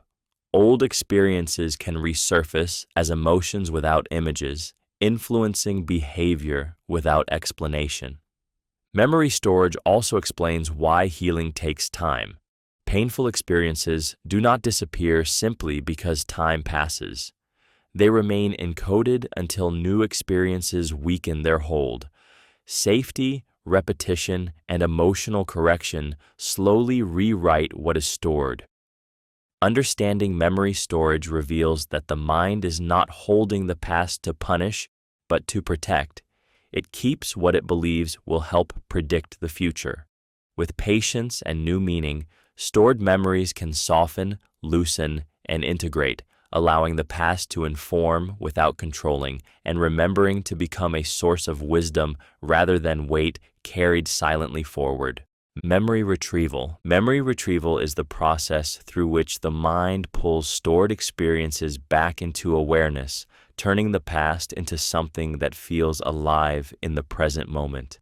A memory is never simply replayed. It is reconstructed, shaped by emotion, context, and expectation each time it returns. At its core, memory retrieval is about access. The brain stores vast amounts of information, but only a fraction is available at any given time. Cues such as sights, sounds, emotions, or thoughts act like keys, unlocking memories that feel suddenly vivid and personal. Without these cues, memories can remain hidden, not lost, but unreachable. This is why memories appear unexpectedly. A scent can reopen a childhood moment. A phrase can revive an old wound. The body responds before the mind understands why. Retrieval happens automatically, guided by associations formed long ago, often outside conscious control. Memory retrieval is deeply emotional. Feelings present during recall influence what details surface and how they are interpreted. A memory retrieved during sadness feels heavier. The same event recalled during calm feels distant. Each retrieval subtly reshapes the memory itself, blending fact with feeling. This process explains why memories change over time. The brain prioritizes meaning over accuracy. What matters emotionally becomes clearer, while neutral details fade. Memory is not an archive. It is a living system designed to guide future behavior. Retrieval also shapes identity. Personal history feels continuous because memories link moments together. When retrieval is disrupted, people feel disconnected from themselves. When it is triggered repeatedly, certain narratives dominate self-perception. Understanding memory retrieval reveals why the past can feel present, why healing requires revisiting experiences safely, and why recalling something is an act of creation as much as remembrance, influenced by attention, emotion, belief, and the needs of the present moment unfolding now. Short-term memory. Short-term memory is the mind's temporary holding space, where information briefly rests before it fades or moves deeper. It allows the brain to keep small pieces of reality available just long enough to think, decide, or act. Without it, every moment would feel disconnected, slipping away before it could be used. At its core, short-term memory is about immediacy. It holds phone numbers before dialing, words while forming sentences, and thoughts while solving problems. This system is limited, fragile, and easily disrupted. A distraction, an emotion, or a new demand can erase what was just present, replacing it instantly. This fleeting nature is not a flaw. It is a filter. The brain cannot hold everything at once, so it keeps only what seems relevant right now. Short-term memory acts like a mental workspace, constantly updating, clearing, and refreshing itself to match the present moment. Emotion strongly affects this process. Stress, anxiety, and overwhelm shrink capacity, making thoughts feel scattered and unreliable. Calm and focus expand it, allowing information to flow more smoothly. This is why pressure can make minds go blank, and why safety restores clarity. Short-term memory also shapes identity in subtle ways. When thoughts vanish quickly, people may doubt their intelligence or competence. Forgetfulness feels personal, even when it is simply biological limitation. The mind is not failing, it is prioritizing. This system connects awareness to action. It bridges perception and response, turning experience into decision. When overloaded, life feels chaotic. When supported, it feels manageable. Understanding short-term memory softens self-judgment. It reveals why attention matters, why multitasking exhausts the brain, and why presence is fragile. It reminds us that clarity is temporary, focus is delicate, and mental space must be protected to function, think, feel, and move through the world with intention, patience, and self-compassion intact each moment. Long-term memory. Long-term memory is the vast internal landscape where experiences, knowledge, emotions, and identity quietly reside over time. It allows moments from the past to influence the present, shaping decisions, reactions, and self-understanding without constant awareness. At its core, long-term memory is about meaning. Information that is repeated, emotionally charged, or personally relevant is transferred from short-lived awareness into lasting storage. The brain strengthens connections, weaving experiences into networks that can endure for years, sometimes for a lifetime. Long-term memory is not fixed or perfectly reliable. Each time a memory is recalled, it is reshaped by the present moment. Emotions, beliefs, and context subtly alter what is remembered, making memory a living process rather than a static record. What feels like recalling the past is often reconstructing it. This system holds skills, stories, fears, and attachments.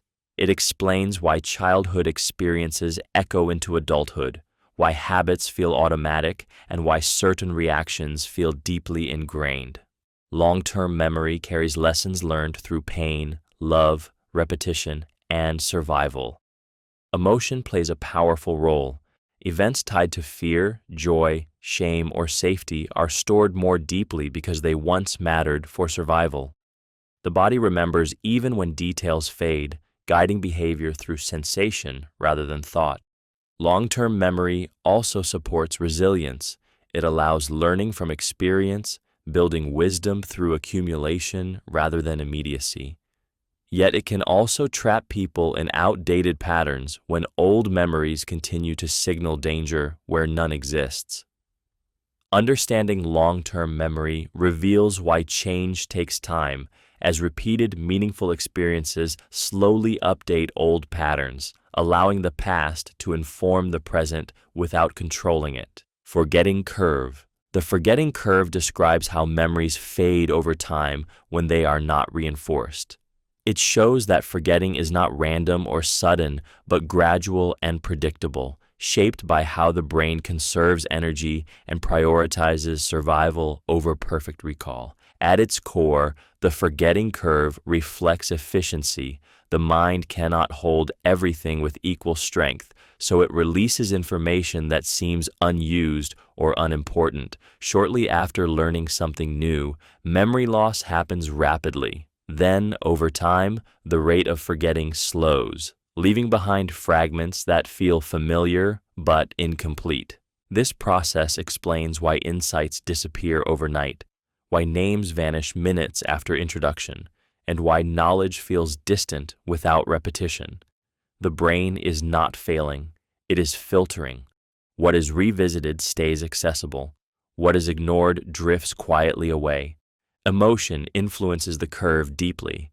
Experiences charged with fear, joy, or meaning resist fading.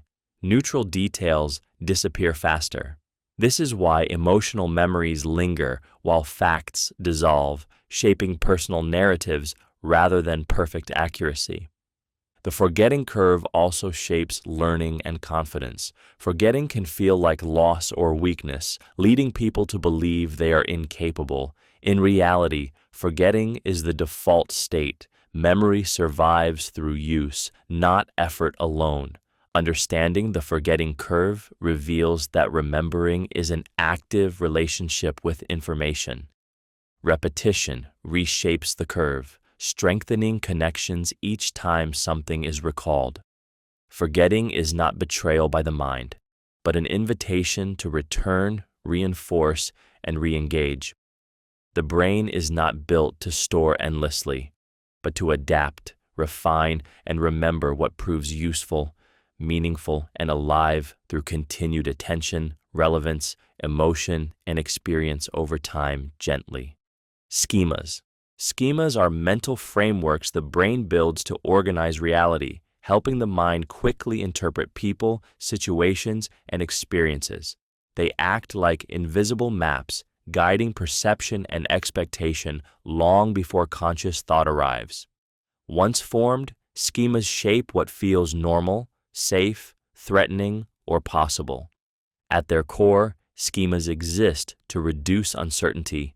The world is complex, unpredictable, and overwhelming. Schemas simplify it by filling in gaps automatically. Instead of evaluating each moment from scratch, the brain relies on stored patterns to predict outcomes. This efficiency saves energy, but it also limits perception. Schemas begin forming early. Childhood experiences teach the mind what to expect from others, relationships, and the self. Repeated experiences harden into assumptions that feel like facts. Once established, the brain actively protects them, favoring information that confirms existing beliefs while filtering out contradictions. This is why change feels uncomfortable. New information that challenges a schema creates tension, uncertainty, and emotional resistance. The mind prefers familiarity over accuracy, even when familiar patterns cause pain. Harmful relationships, limiting beliefs, and negative self-images persist because they fit existing frameworks. Schemas do not just influence thought, they shape emotion and behavior. What you notice, how you interpret it, and how you respond are all filtered through these internal lenses. Reality feels personal because it is processed through expectation. Understanding schemas creates flexibility. When assumptions are questioned, perception widens. The mind gains choice instead of reaction. Schemas soften not by force, but by awareness, repetition, and new experiences that slowly teach the brain that different meanings are possible, allowing identity, relationships, and emotional reality to expand beyond old limits gently. Mental set. Mental set is the tendency of the mind to rely on familiar ways of thinking, even when those patterns no longer serve the situation. It is the quiet habit of approaching problems using methods that have worked before, assuming they will work again. This creates a sense of efficiency, but it can also become a hidden trap. At its core, mental set is about comfort. The brain prefers what is known because known solutions feel safe. Familiar strategies reduce uncertainty and conserve mental energy. When a solution once led to success, the mind stores it as reliable and reaches for it automatically the next time a challenge appears. This becomes powerful in problem solving. People may overlook simpler or more effective solutions because their attention is locked onto a specific approach. The mind narrows, filtering out alternatives that do not match past experience. What feels like logic is often habit disguised as certainty. Emotionally, mental set offers reassurance. It creates the illusion of control. Trying something new carries risk, and risk awakens fear of failure. Repeating old strategies feels safer, even when they lead to frustration or stagnation. The brain chooses predictability over possibility. Mental set shapes relationships, careers, and self-identity. People respond to conflict the same way, love the same way, avoid the same way, because those patterns once protected them. Over time, these responses feel like personality rather than learned behavior. The danger of mental set is invisibility. It rarely feels like resistance. It feels like common sense. Change feels wrong, not because it is ineffective, but because it is unfamiliar. Awareness disrupts mental set. When patterns are questioned, flexibility returns. The mind can explore instead of repeat. Growth begins the moment the brain allows itself to consider that what once worked may no longer be the answer, and that new solutions require discomfort before they bring clarity, expansion, and a sense of movement forward that had been quietly blocked by familiarity all along. Insight. Insight is the sudden moment when understanding clicks into place, revealing a solution, truth, or realization that was previously hidden. It feels instant, almost magical, yet it is the result of unconscious processing quietly working beneath awareness. At its core, insight is about reorganization. The mind stops forcing old patterns and instead reshapes information in a new way. When this shift happens, confusion collapses into clarity. The answer feels obvious only after it appears, even though it was unreachable moments before. Insight often arrives when effort pauses. Stepping away, relaxing, or letting the mind wander allows unconscious connections to form. The brain continues working silently, testing combinations until something aligns. This is why insights appear in the shower, during walks, or just before sleep. Emotion plays a powerful role in insight. The moment of realization often brings relief, excitement, or awe. The nervous system rewards clarity because it reduces uncertainty. Insight feels good because it restores a sense of control and understanding. Insight reshapes identity and behavior. A single realization can dissolve years of confusion, change habits, or reframe painful memories. Seeing a situation differently alters emotional responses instantly, even when circumstances stay the same. However, insight cannot be forced. Trying too hard often strengthens mental rigidity. The mind must feel safe enough to loosen control and allow new perspectives to emerge. Pressure blocks insight, openness invites it. Insight also explains learning breakthroughs. When information finally integrates, effort drops and understanding stabilizes. What once felt complex becomes simple and intuitive. Understanding insight reveals that clarity is not always created by effort, but by allowing the mind space to reorganize itself. Problem solving. Problem solving is the mental process through which the brain moves from confusion to clarity, from tension to resolution. It is how humans face obstacles, unknowns, and challenges, transforming uncertainty into direction. Every problem creates discomfort, and the mind is wired to relieve that discomfort by searching for a solution. At its core, problem solving is driven by motivation and emotion. The brain feels pressure when something is unresolved. This pressure pushes attention inward, scanning memory, patterns, and possibilities. Some solutions arrive slowly through logic and trial, while others appear suddenly as insight, giving the feeling of clarity emerging from nowhere. Problem solving is shaped by experience. Familiar challenges trigger learned strategies, while unfamiliar ones force the mind to experiment. Fear can narrow thinking, locking attention into rigid patterns. Calm expands thinking, allowing flexibility and creativity.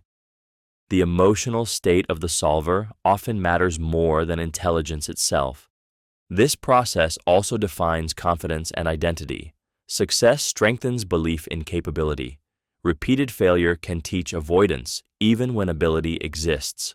Over time, people begin to see themselves as capable or incapable based not on truth, but on past outcomes. Problem solving is rarely purely rational. Biases, expectations, and emotional memories quietly steer decisions. The mind prefers solutions that feel safe, even if they are not optimal. It often avoids discomfort rather than complexity. Understanding problem solving reveals why patience matters. Solutions unfold when pressure is balanced with openness. When the mind feels safe enough to explore, patterns reorganize and clarity emerges. This ability shapes survival, growth, creativity, resilience, learning, relationships, and the sense of control over life itself daily. Creativity. Creativity is the psychological process through which the mind forms new ideas, connections, and expressions by combining what already exists in unexpected ways. It is not limited to art or innovation, but appears whenever the brain steps beyond habit and allows imagination to reshape reality. At its core, creativity is about flexibility. The brain loosens rigid patterns and explores alternatives. Instead of following familiar routes, it wanders, allowing distant concepts to meet. This mental movement creates insight, originality, and meaning where none seemed possible before. Creativity thrives in uncertainty. When answers are unclear, the mind begins to play. It experiments, imagines, and tests possibilities without immediate judgment. This state feels risky because outcomes are unknown, yet it is precisely this openness that allows something new to emerge. Emotion plays a central role in creativity. Curiosity pulls attention forward, frustration signals unsolved tension, joy rewards discovery. Even pain can fuel expression, transforming internal experience into external form. Creativity gives emotion a voice, making the invisible visible. The creative process often feels chaotic. Ideas appear incomplete, fragile, or confusing. The mind must tolerate ambiguity without rushing to closure. This is why fear and self-doubt can block creativity. The brain seeks certainty, while creativity requires trust in the unfinished. Creativity also reshapes identity. When people create, they experience agency and authorship. They are not only reacting to the world, but shaping it. This builds confidence, meaning, and connection. Understanding creativity reveals that it is not a talent reserved for a few, but a natural function of the human mind. When pressure eases and permission is given, creativity emerges quietly, linking past experience with future possibility, allowing new paths to form where none existed before. Personality. Personality is the consistent pattern of thoughts, emotions, and behaviors that shapes how a person experiences the world and how the world experiences them. It is not a single trait or mood, but a complex system formed through biology, experience, and adaptation. Personality feels permanent because it becomes familiar, repeated, and reinforced over time. At its core, personality is the mind's way of navigating reality. The brain learns what responses feel safest, most effective, or most rewarding, and turns them into default settings. How someone reacts to stress, seeks connection, avoids pain, or pursues meaning is not random. It is the result of patterns learned slowly, often unconsciously. Personality develops early, shaped by temperament and environment. Some traits are present from the beginning, while others form in response to life events. Praise, rejection, chaos, stability, love, and loss all leave impressions. Over time, these impressions harden into expectations about the self and others. Emotionally, personality provides identity. It answers the question of who you are when no one is watching. This sense of self brings comfort and predictability, but it can also become a cage. Traits that once protected can later limit. Strengths can turn into rigidity. Coping strategies can become constraints. Personality influences every relationship. It shapes communication, conflict, intimacy, and boundaries. People do not simply interact. Their personalities collide, adapt, or withdraw. Many misunderstandings arise not from intent, but from incompatible patterns of perception and response. What makes personality powerful is that it feels innate. It feels like truth rather than habit. Yet personality is not fixed. It is stable, but flexible. With awareness, reflection, and new experiences, patterns can soften and evolve. Understanding personality creates compassion. It reveals that behavior is rarely about the moment alone, but about a lifetime of learning condensed into instinct. When personality is understood, judgment fades, curiosity grows, and change becomes possible without losing the sense of self that makes a person feel real, grounded, and uniquely themselves across time. Trait. A trait is a consistent pattern of thinking, feeling, and behaving that gives personality its recognizable shape. It is not a single action or mood, but a tendency that shows up again and again across time and situations, quietly influencing how a person responds to the world. At its core, a trait represents stability. While emotions shift and circumstances change, traits provide continuity.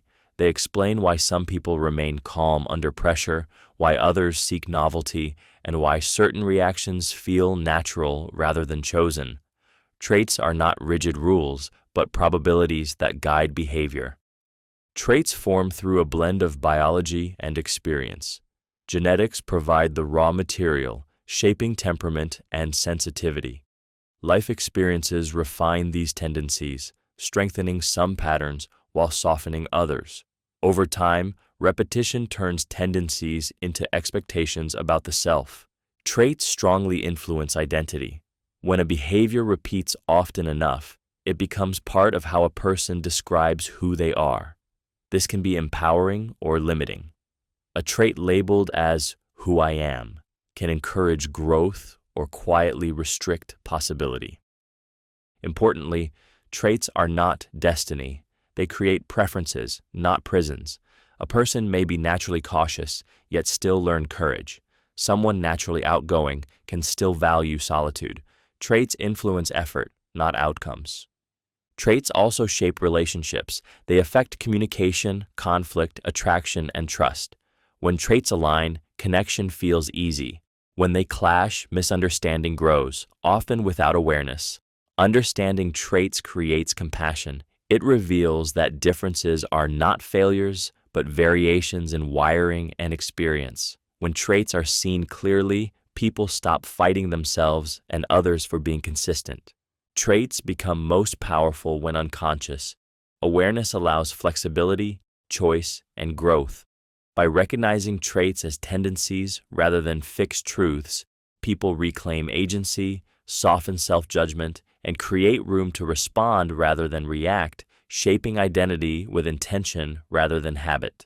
Temperament.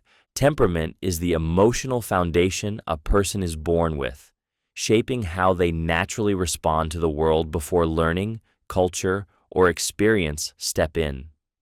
It influences sensitivity, energy, adaptability, and emotional intensity, guiding reactions from the beginning of life. Long before personality forms, temperament sets the tone. At its core, temperament is biological.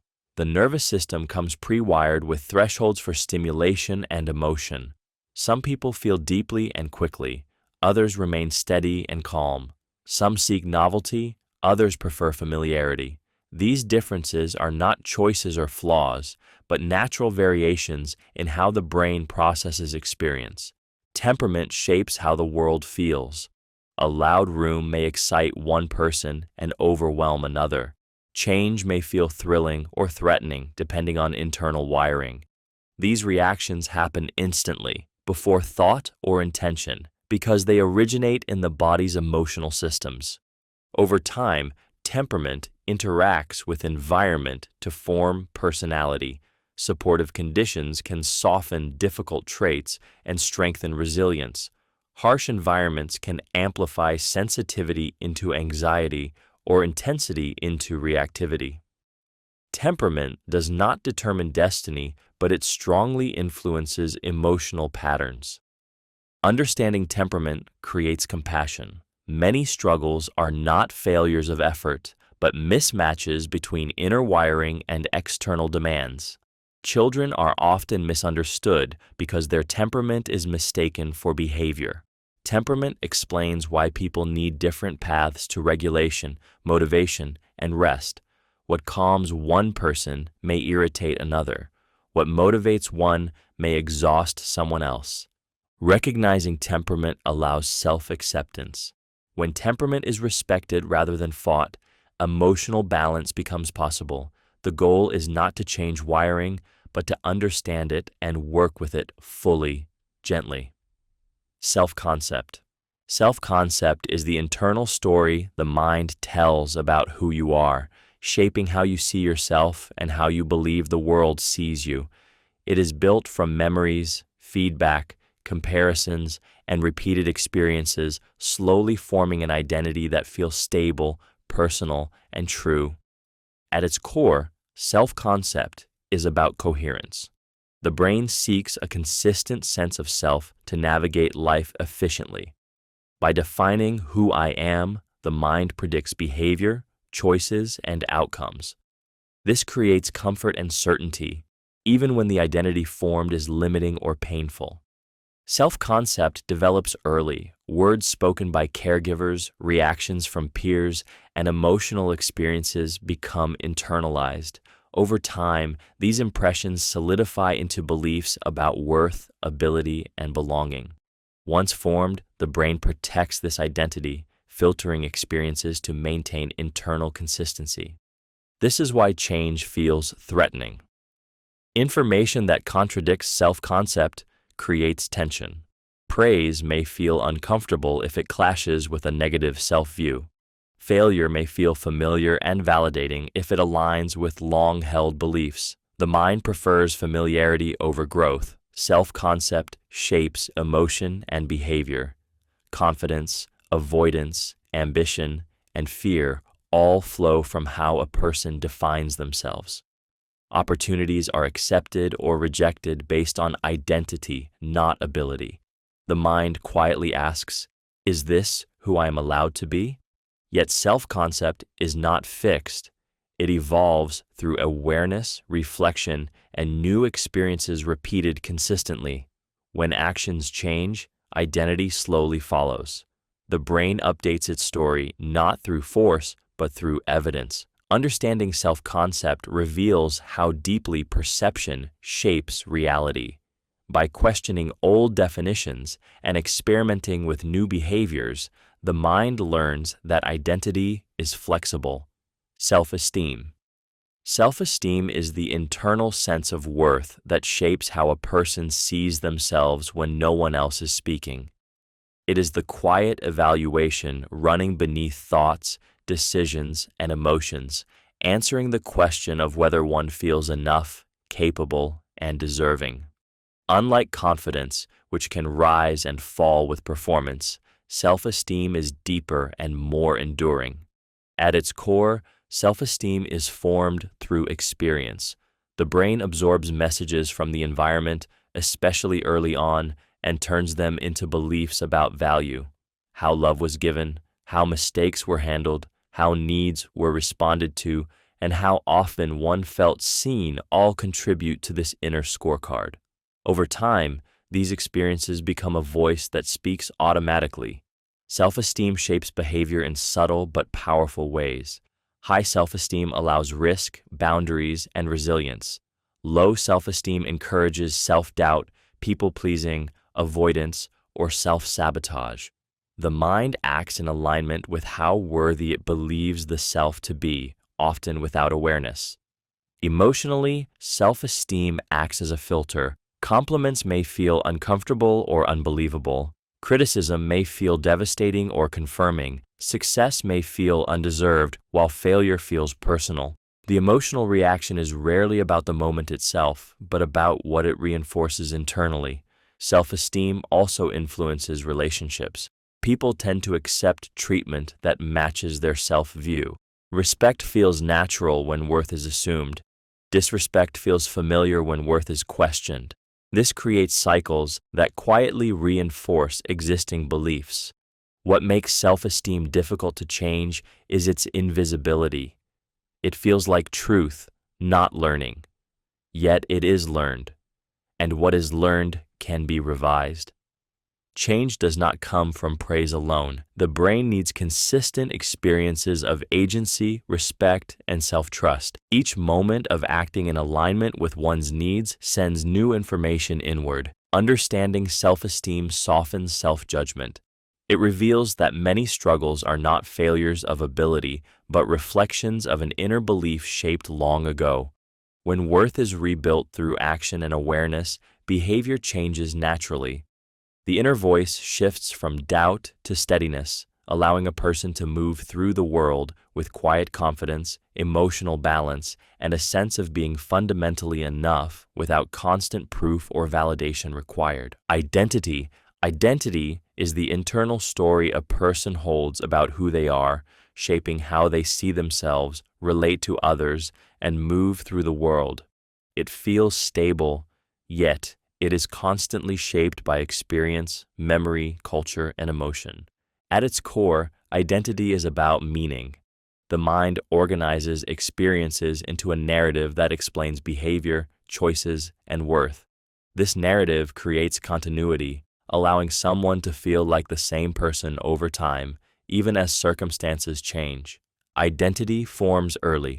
Messages from caregivers, peers, and society teach who is acceptable, lovable, or valued. Over time, these messages are internalized, becoming beliefs that guide confidence, ambition, and fear. What begins as feedback slowly becomes self-definition. Identity also shapes perception. People notice evidence that supports who they believe they are, reinforcing the story they live inside. Challenges to identity feel threatening even when growth is possible. The mind protects identity because it provides psychological safety. Yet identity is not fixed. It evolves as new experiences accumulate and old meanings lose relevance. Moments of crisis, loss, or insight can fracture identity, forcing reevaluation. Though uncomfortable, these moments create space for expansion. Understanding identity reveals why change feels personal. Shifting behavior threatens self-concept, even when change is healthy. Growth requires separating who you are from who you have been. When identity becomes flexible, people adapt without losing coherence. They carry continuity without rigidity, allowing values to remain while expressions evolve. Identity then becomes a living process, shaped by awareness, choice, and experience, rather than a fixed label inherited from the past, quietly rewritten through reflection, courage, and lived truth over time within the self. Social influence. Social influence is the invisible force through which other people shape thoughts, emotions, and behavior, often without awareness or consent. It is how opinions shift, norms form, and actions spread through groups, quietly guiding choices that feel personal but are rarely made in isolation. Humans are social by nature, and the brain is wired to respond to others. At its core, social influence is about belonging and safety. The nervous system constantly monitors the social environment for cues about what is acceptable, rewarded, or risky. Agreement feels safe. Rejection feels dangerous. To avoid isolation, the mind adapts, aligning beliefs and behaviors with those around it. This influence operates subtly. Tone, confidence, status, and repetition all increase impact. People are more likely to adopt ideas voiced by those they admire, fear, or see as similar. Over time, repeated exposure reshapes perception until borrowed beliefs feel self-generated. Social influence shapes identity. Values, preferences, and even memories can shift under group pressure. The brain prefers harmony over conflict, often choosing acceptance over accuracy. This is why people conform even when something feels wrong, and why crowds can amplify courage or cruelty. Influence is not always negative. It allows learning, cooperation, and shared meaning. Cultures exist because humans influence one another. Supportive environments elevate behavior, while toxic ones normalize harm. Understanding social influence reveals why independence is difficult and awareness is powerful.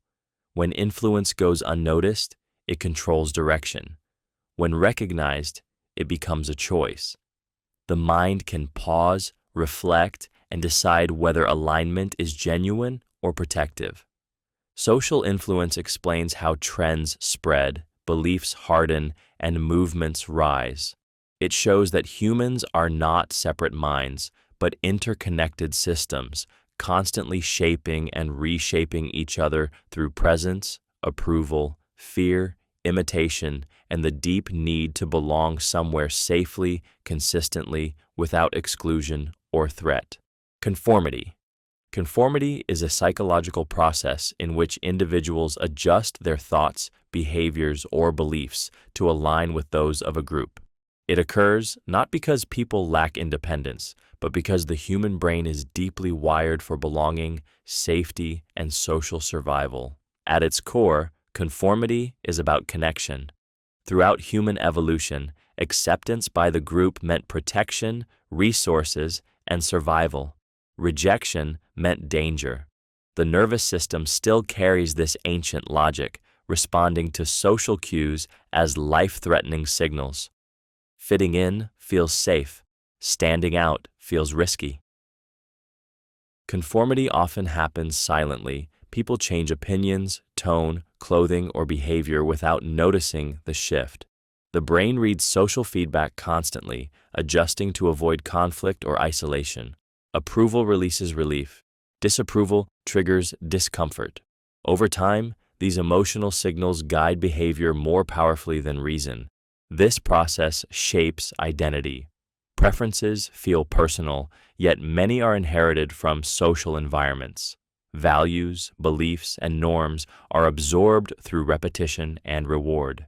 When everyone agrees, disagreement feels dangerous, even when evidence suggests otherwise. Conformity intensifies under uncertainty. When situations are unclear, the brain looks outward for guidance. Group behavior becomes a shortcut for decision-making. If others believe it, it must be safe. If others do it, it must be right.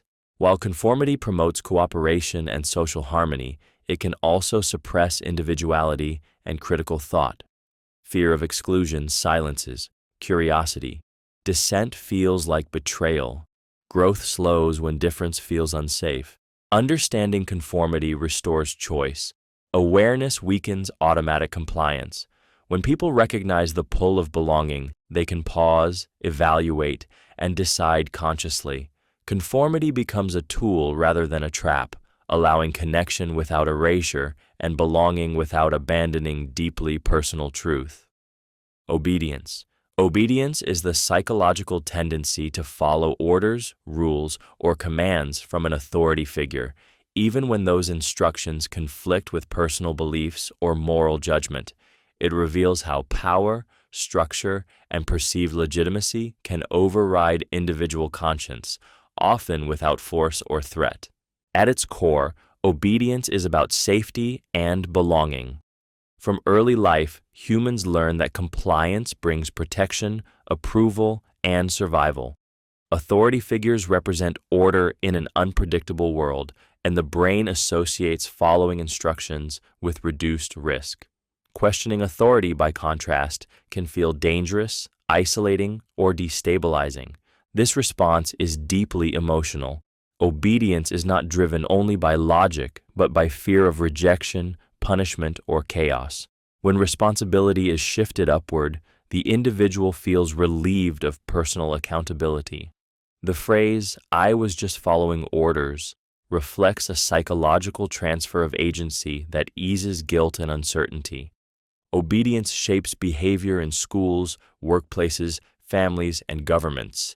It allows systems to function efficiently, but it also enables harm when authority is misused. Ordinary people can participate in actions they would never choose independently because obedience reframes those actions as duties rather than choices. Emotionally, obedience creates inner conflict. The nervous system may feel tension when actions clash with values, yet the pull to comply remains strong. This tension is often silenced by rationalization, distance, or numbing. What makes obedience powerful is invisibility. It feels normal, expected, even virtuous. Disobedience feels reckless or wrong, even when it is ethical. Understanding obedience exposes how easily autonomy can be surrendered. It highlights the importance of awareness, questioning, and moral courage. When individuals recognize the emotional forces behind compliance, they regain the ability to choose. Obedience does not disappear, but it becomes conscious, allowing authority to be respected without erasing responsibility, integrity, or the quiet inner voice that signals when something is no longer right. Groupthink. Groupthink is a psychological phenomenon that occurs when the desire for harmony and agreement within a group overrides critical thinking and honest evaluation. It causes individuals to suppress doubts, ignore alternatives, and conform to consensus even when that consensus feels wrong internally. Belonging becomes more important than truth. At its core, groupthink is driven by fear. Fear of rejection, conflict, or standing alone pushes people to silence their instincts. The brain prioritizes social safety, interpreting disagreement as a threat to connection. When acceptance feels fragile, conformity feels necessary. Groupthink thrives in cohesive groups where loyalty is valued highly. Strong leaders, shared identities, or high stakes amplify the effect.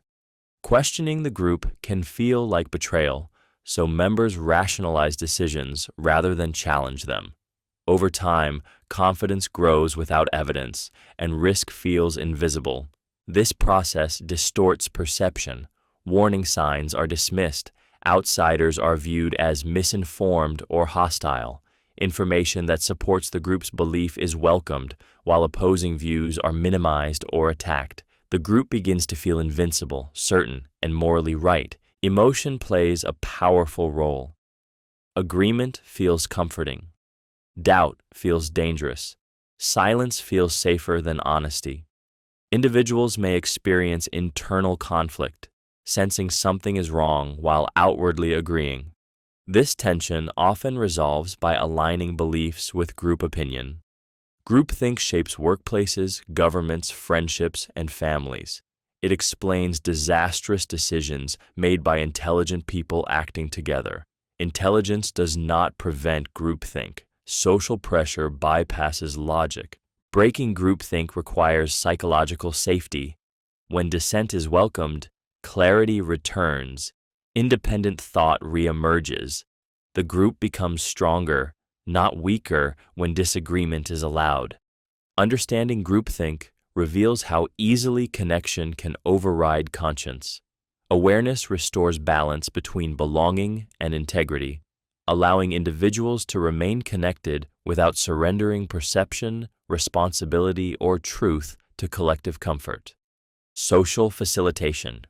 Social facilitation is the psychological phenomenon in which the presence of other people alters performance, often enhancing simple or familiar actions while disrupting complex or unfamiliar ones. When others are watching, the nervous system becomes more alert, pushing the body into a heightened state of readiness that changes how effort is expressed. At its core, social facilitation is rooted in arousal. The brain interprets an audience as a signal of importance, triggering increased energy, focus, and physiological activation. For well-learned behaviors, this extra activation sharpens execution, making performance faster, stronger, and more confident. For difficult tasks, however, the same arousal can overwhelm attention and disrupt precision. This effect explains why athletes perform better in front of crowds, why rehearsed skills feel effortless under observation, and why mistakes multiply when learning something new in public. The body reacts before thought, responding to perceived evaluation, whether it is real or imagined. Social facilitation is deeply tied to fear and motivation. Being seen activates concern about judgment, approval, and status. This pressure can energize or paralyze depending on familiarity. The mind narrows toward dominant responses, amplifying what is most automatic. Over time, this phenomenon shapes confidence. Repeated success under observation builds belief and competence. Repeated struggle can create avoidance, anxiety, and self-doubt. The presence of others becomes associated with threat rather than challenge.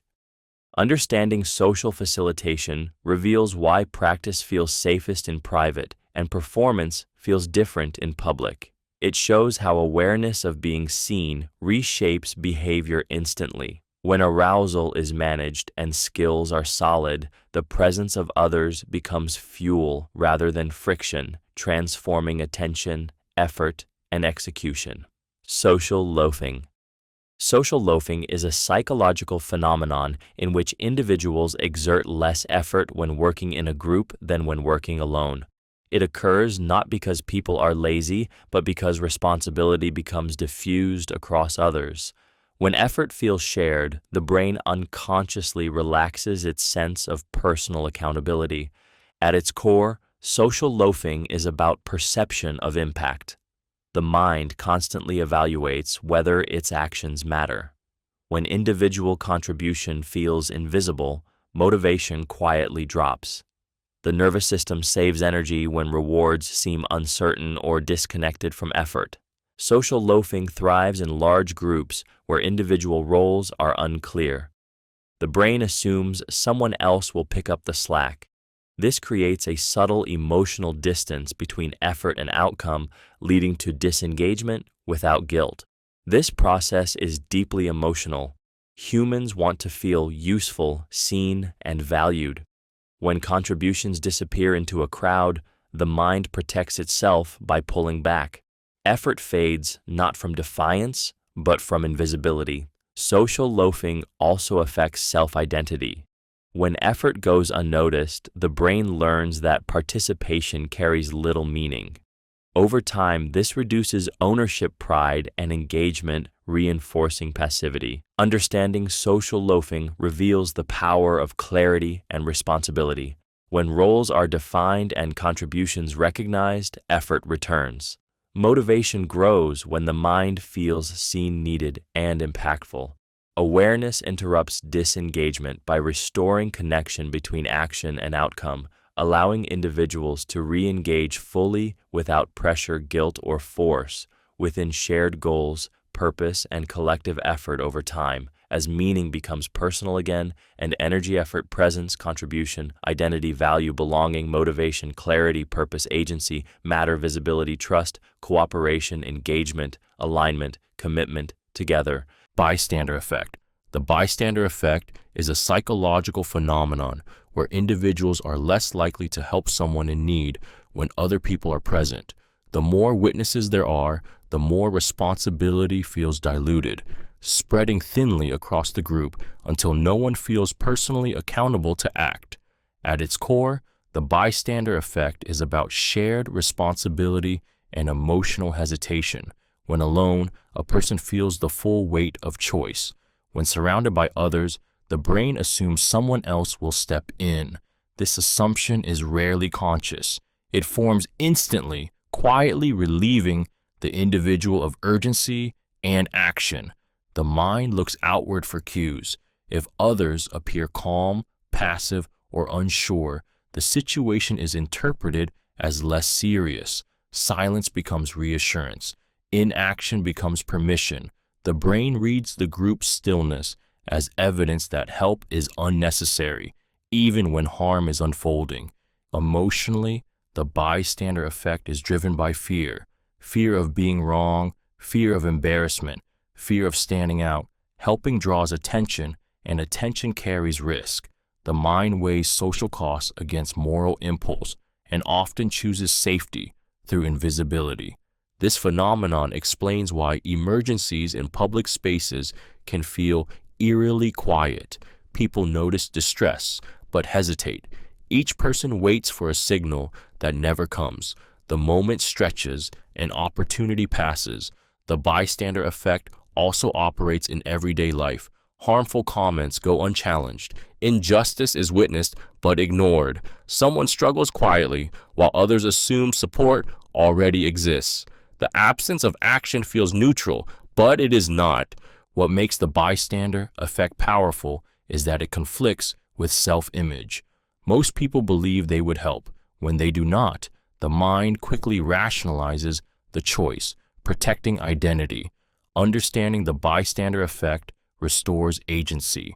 Awareness breaks the illusion that responsibility is shared equally. It reminds the individual that action does not require permission. When one person moves, the spell breaks. Others follow.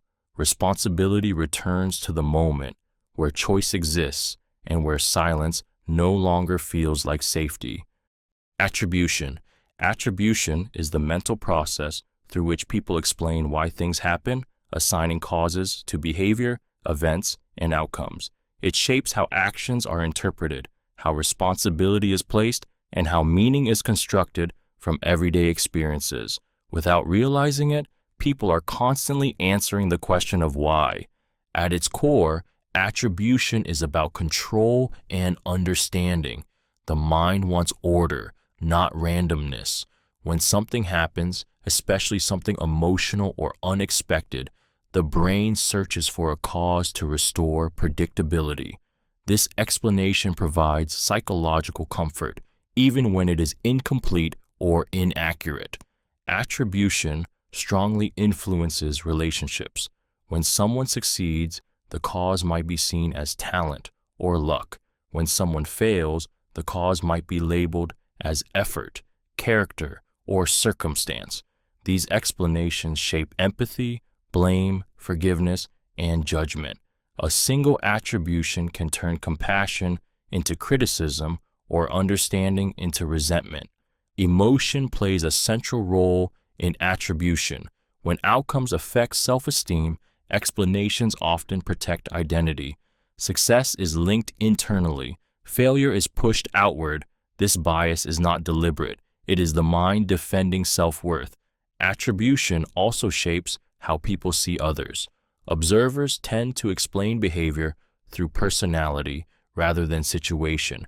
Stress, pressure, or unseen context fade, while character takes center stage. This creates misunderstandings that feel justified and permanent. Because attribution happens quickly, it feels obvious. The explanation feels like truth rather than interpretation. Yet different attributions create entirely different emotional realities. Understanding attribution reveals how easily meaning is assigned and how often it is mistaken. When awareness increases, explanations soften. Curiosity replaces certainty. People begin to ask what else might be true. Attribution determines whether the world feels hostile or understandable, whether mistakes become learning or shame, and whether relationships harden or heal. Changing attribution does not change events, but it transforms emotional experience, perception, and response, opening space for empathy, growth, and more accurate understanding of self and others over time. Fundamental attribution error. The fundamental attribution error is an ingrained mental shortcut that shapes how people judge others, often without realizing it. It occurs when behavior is explained as a reflection of personality or character, while situational factors are ignored or minimized. Actions become labels, and moments become identities. At its core, this error is about perspective. When observing others, their circumstances are invisible, but their behavior is obvious. The mind fills in gaps by assuming intent, traits, or moral flaws. When judging ourselves, the opposite happens. Context feels undeniable, and mistakes are blamed on stress, pressure, or external forces. This bias protects the ego.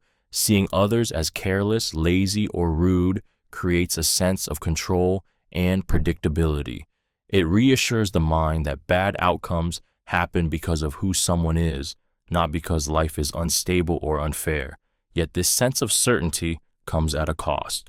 Fundamental attribution error fuels misunderstanding, conflict, and judgment. Empathy shrinks when behavior is stripped from context. People are reduced to moments rather than understood as complex systems reacting to invisible pressures. Relationships suffer when assumptions replace curiosity. This error also shapes power dynamics. Those in authority are more likely to judge behavior as character, while those without power are judged more harshly. Social narratives form quickly and harden into belief. Understanding the fundamental attribution error creates space for compassion. It slows judgment and opens awareness to unseen variables. Behavior becomes a signal, not a verdict. When context is restored, people soften, curiosity returns, and connection becomes possible. The mind learns that actions are not identities, and understanding grows where blame once lived. Stress. Stress is the body's automatic response to perceived pressure, threat, or demand, activating systems designed to protect survival. It is not simply a mental state, but a full-body experience that alters attention, emotion, memory, and behavior in powerful ways. At its core, stress is about readiness. When the brain detects challenge, it signals the nervous system to prepare. Heart rate increases, muscles tense, focus narrows, and energy surges.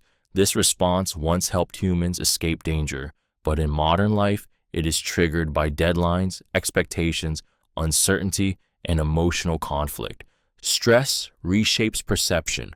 The mind becomes future-focused, scanning for what could go wrong. Neutral events feel urgent. Small problems feel overwhelming. Creativity and reflection shut down as the brain prioritizes immediate action over long-term thinking. Emotionally, stress compresses experience. Joy fades. Patience thins. Reactivity rises. The nervous system is not seeking happiness in these moments, only safety. Prolonged stress teaches the body to remain on guard even when no threat is present. Over time, chronic stress erodes resilience. Sleep suffers, memory weakens, motivation collapses. The body never fully returns to baseline, trapping the mind in a constant state of alertness that feels normal but drains vitality. Stress also shapes identity. People begin to define themselves by pressure, productivity, or endurance. Rest feels unsafe. Stillness feels wrong. The nervous system confuses calm with vulnerability. Understanding stress reveals that it is not a personal failure, but a biological signal. It points to overload, unmet needs, or sustained uncertainty. When stress is listened to rather than ignored, it becomes information. Awareness allows the body to relearn safety, soften vigilance, and restore balance through regulation, boundaries, rest, and emotional support that reconnects the mind with steadiness, clarity, and a sense of internal safety again. Coping is the psychological process through which the mind manages stress, pain, uncertainty, and emotional overload. It is not about eliminating difficulty, but about surviving it in ways that preserve functioning, identity, and stability. Every human copes constantly, often without realizing it. At its core, coping is about regulation. When the nervous system is overwhelmed, the brain searches for strategies that reduce intensity and restore balance. These strategies can be conscious or automatic, healthy or harmful, temporary or long-lasting. The mind chooses what feels most effective in the moment, not what is best in the long term. Coping shapes behavior quietly. Some people cope by distracting themselves, staying busy, or numbing emotions. Others cope by talking, seeking connection, or making sense of pain through meaning. Avoidance, humor, control, withdrawal, and resilience are all coping responses, formed through experience and reinforced by outcome. Emotion plays a central role. When a strategy reduces discomfort, even briefly, the brain remembers it. Relief becomes reward. Over time, coping methods become habits, and habits begin to feel like personality. What once helped survive can later limit growth if it no longer fits the present reality. Coping is deeply personal. What calms one person may overwhelm another. The effectiveness of a strategy depends on safety, context, and timing. There is no universal method, only patterns learned through trial and error. What makes coping misunderstood is moral judgment. People label strategies as strong or weak, healthy or broken, without recognizing the original need they served. Coping is not a character flaw, it is an adaptation. Understanding coping replaces shame with curiosity. It allows the question to shift. Resilience. Resilience is the capacity to endure hardship, recover from disruption, and continue forward without losing the core sense of self. It is not the absence of pain, fear, or struggle, but the ability to move through them without being permanently broken by the experience. At its core, resilience is adaptation. When life becomes unpredictable or overwhelming, the nervous system learns how to stabilize, adjust, and respond rather than collapse. This does not mean staying strong at all times. It means allowing flexibility, rest, and recovery when pressure threatens to overwhelm. Resilience develops through exposure, not avoidance. Each challenge faced and survived teaches the brain that discomfort is not fatal. Over time, this learning builds emotional tolerance, making future stressors feel more manageable. The body remembers survival just as deeply as it remembers pain. Emotion plays a central role in resilience. Feelings are not ignored or suppressed, but processed. Sadness is allowed to pass. Fear is acknowledged without surrender. Anger is felt without destroying connection. This emotional movement prevents stagnation and supports healing. Resilience is shaped by support. Safe relationships teach that vulnerability does not equal abandonment. Encouragement rewires expectations. Being seen and believed in strengthens inner stability more than isolation ever could. Importantly, resilience is not constant. It rises and falls depending on resources, rest, and context. Needing help does not indicate weakness. It is part of sustainable strength. Resilience also reshapes identity. Instead of defining the self by damage, people begin to recognize endurance, learning, and growth. Pain becomes part of the story, not the ending. Understanding resilience reveals that strength is quiet and gradual. It builds through patience, repetition, and compassion. Resilience is not about returning to who you were, but becoming someone who can carry what happened without losing the ability to hope, connect, and move forward with steadiness and trust in oneself over time. Anxiety is an emotional and physical state designed to protect the body from potential danger.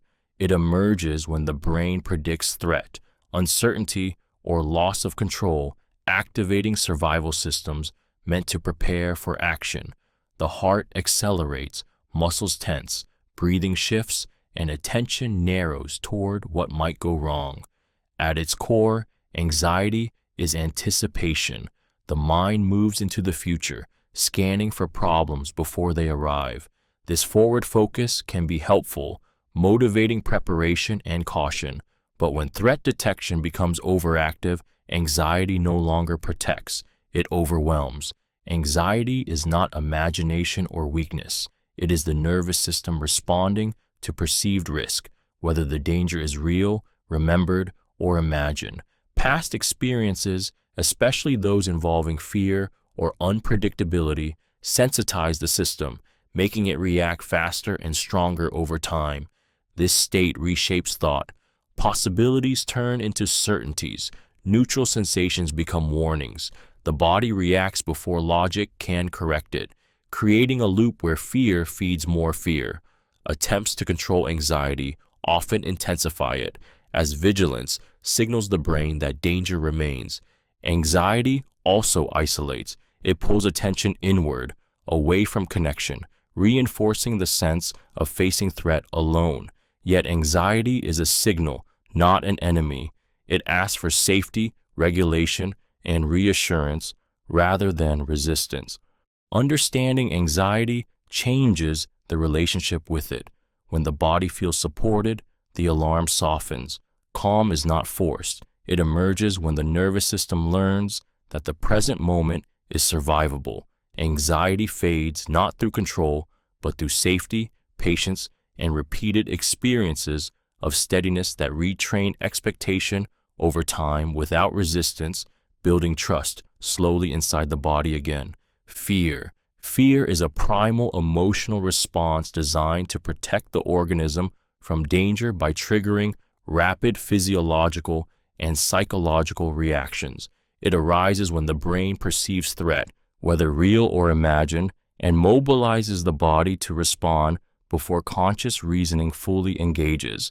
At its core, fear is about survival. The nervous system prioritizes speed over accuracy, activating fight, flight, or freeze responses within milliseconds.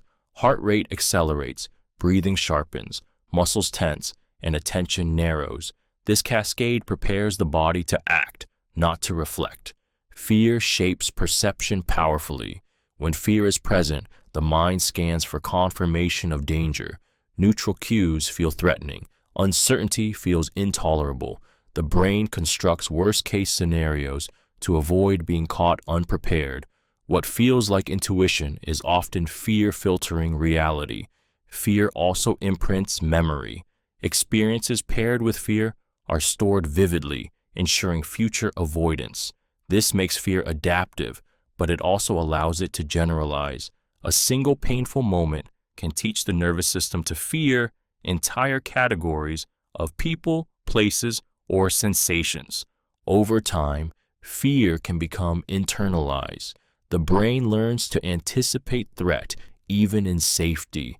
This chronic vigilance drains energy and limits possibility. Curiosity shrinks. Risk feels unbearable. The body confuses familiarity with safety, even when familiar patterns cause harm. Fear influences identity. People organize their lives around what they avoid. Choices narrow quietly. Strength becomes endurance rather than freedom. The nervous system believes control prevents danger, tightening behavior and emotion. Understanding fear reveals that it is not an enemy, but a signal. It asks for information. When fear is met with awareness rather than resistance, the body can update expectations. Mood. Mood is the emotional atmosphere that lingers beneath thoughts and actions, quietly coloring how the world feels over time. Unlike emotions, which rise sharply and fade, mood moves slowly, shaping perception in subtle but persistent ways. It influences how experiences are interpreted, how memories are recalled, and how the future is imagined. At its core, mood is about emotional climate. It is the background state the nervous system settles into after repeated experiences, stressors, or patterns of thought. A mood can last for hours, days, or longer, gently steering attention towards certain meanings while filtering others out. The same event can feel hopeful or heavy, depending on the mood surrounding it. Mood affects motivation without announcing itself. When mood is low, effort feels heavier, choices feel narrower, and hope feels distant. When mood is lighter, challenges feel manageable and connection feels possible. The shift is not logical, but embodied. The body carries mood before the mind explains it. Biology and experience work together here. Sleep, hormones, stress, nutrition, and environment all shape mood, while thoughts and interpretations reinforce it. A negative mood can pull the mind toward critical memories and pessimistic expectations, creating a loop that sustains itself. A positive mood can do the same in the opposite direction. Mood also shapes relationships. People respond not only to words, but to emotional tone. A persistent mood can influence how others approach, support, or distance themselves further reinforcing the inner state. What makes mood powerful is its invisibility. It feels like reality rather than condition. People say, "This is just how things are," without realizing mood is guiding perception. Change feels impossible because the lens itself feels fixed. Understanding mood creates space.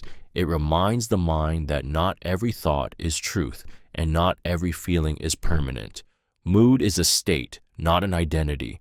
With awareness, regulation, and care, emotional climate can shift gradually, allowing the world to feel different without changing at all, simply because the lens through which it is experienced has softened, lifted, and begun to allow new meaning, energy, and emotional movement back into daily life again. Emotion.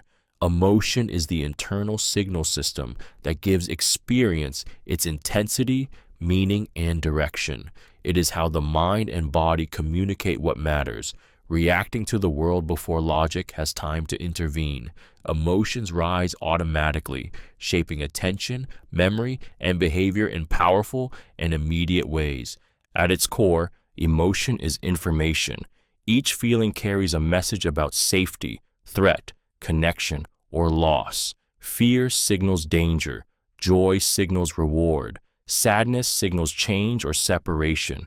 Anger signals violation. These signals evolve to guide survival, not comfort, which is why emotions can feel overwhelming or inconvenient. Emotion lives in the body as much as the mind. Heart rate shifts, muscles tense or soften, breath changes, and hormones release within milliseconds. The body reacts first, preparing action, while the mind searches for explanation afterward. This is why emotions often feel uncontrollable. Emotions shape perception. When emotions are strong, the world looks different. Neutral events feel threatening under fear. Possibility feels endless under joy. Pain narrows focus. Emotion decides what the mind notices and what it ignores. Emotion also connects people. Shared feelings create bonding, empathy, and understanding. Suppressed emotions create distance, confusion, and misunderstanding. When emotions are expressed safely, relationships deepen. When ignored, they surface indirectly through behavior. Importantly, emotions are temporary, even when they feel permanent. They rise, peak, and fall if allowed to move. Problems emerge not from feeling emotions, but from resisting or fearing them. Understanding emotion reveals that feelings are not flaws or weaknesses. They are signals asking to be acknowledged, interpreted, and integrated. When emotions are understood, rather than fought, they guide wiser choices, deepen self-knowledge, and restore balance between instinct and intention, allowing experience to feel meaningful rather than overwhelming over time. Motivation. Motivation is the internal force that initiates, directs, and sustains behavior, shaping why people act, persist, or give up. It is the invisible current beneath every choice, pulling attention towards some goals while draining energy from others. Without motivation, knowledge stays unused and potential remains dormant. At its core, motivation is about need and meaning. The brain constantly evaluates what is worth effort, weighing reward, safety, identity, and survival. When an action promises relief, pleasure, belonging, or growth, motivation rises. When effort feels pointless or threatening, it collapses. This evaluation happens emotionally before it becomes conscious. Motivation is not stable. It fluctuates with mood, environment, energy, and belief. Fear can motivate action, but it exhausts quickly. Desire fuels longer effort, but only when it feels personally meaningful. External pressure can spark movement, yet internal alignment sustains it. Motivation also shapes self-perception. Repeated follow-through builds confidence and identity. Repeated failure or suppression erodes drive, teaching the brain that effort is unsafe or useless. Over time, people confuse depleted motivation with laziness, missing the deeper signal of unmet needs. The nervous system plays a central role. When the body feels threatened, motivation narrows toward protection. When it feels safe, curiosity and creativity emerge. This is why rest, support, and autonomy restore drive more effectively than pressure. Understanding motivation reveals that discipline alone is not enough. Sustainable motivation grows when actions align with values, capacity, and emotional safety. When effort feels meaningful and survivable, the mind moves naturally toward engagement, persistence, and growth, turning intention into momentum that carries behavior forward even through difficulty, uncertainty, resistance, and time without losing direction. Burnout. Burnout is a state of deep emotional, physical, and mental exhaustion that develops after prolonged exposure to stress, pressure, and unmet demands. It is not simple tiredness, but a collapse of motivation, meaning, and capacity that occurs when the nervous system can no longer sustain output. At its core, burnout is about depletion. The brain and body are designed for cycles of effort and recovery. When effort is continuous and recovery is absent, internal resources drain quietly, energy fades, enthusiasm dulls, and even simple tasks begin to feel heavy and overwhelming. Burnout reshapes perception. What once felt purposeful starts to feel pointless. Motivation disappears not because of laziness, but because the mind no longer believes effort will lead to relief or reward. This creates emotional numbness, detachment, and cynicism as self-protection. Emotionally, burnout creates distance. Empathy weakens, patience thins, and connection feels effortful. The nervous system shifts into conservation mode, prioritizing survival over engagement. People may withdraw not because they do not care, but because caring costs too much. Burnout also alters identity. People often define themselves by productivity, responsibility, or reliability. When these roles collapse, shame replaces exhaustion. Rest feels undeserved. Slowing down feels like failure. The body sends warning signals, yet the mind pushes harder.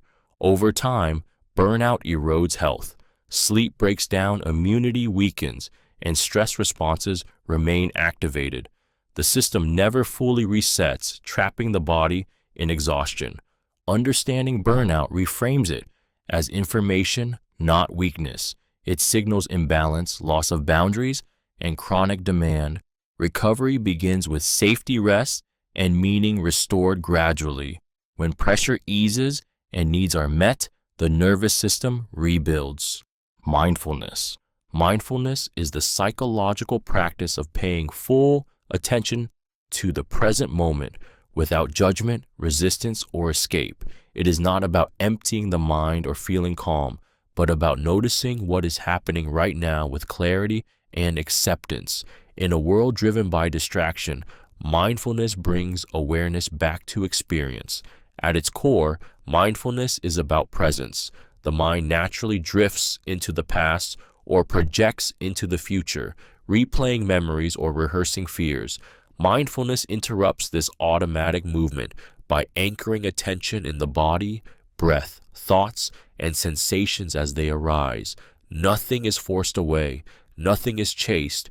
This awareness changes the relationship with experience. Thoughts are observed instead of obeyed. Emotions are felt instead of suppressed. Sensations are noticed instead of ignored. This creates space between stimulus and response, where choice quietly appears. Emotionally, mindfulness reduces suffering not by removing pain, but by softening resistance to it. When emotions are allowed without judgment, they move more freely. Fear loses its grip. Anxiety loosens.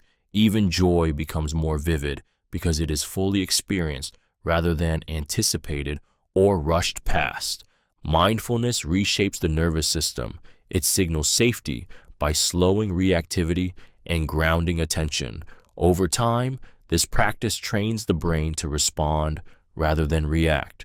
Stress becomes information instead of command. Awareness replaces autopilot. This practice also reveals patterns. Repeated thoughts, habitual reactions, and emotional loops become visible. What was once unconscious becomes known.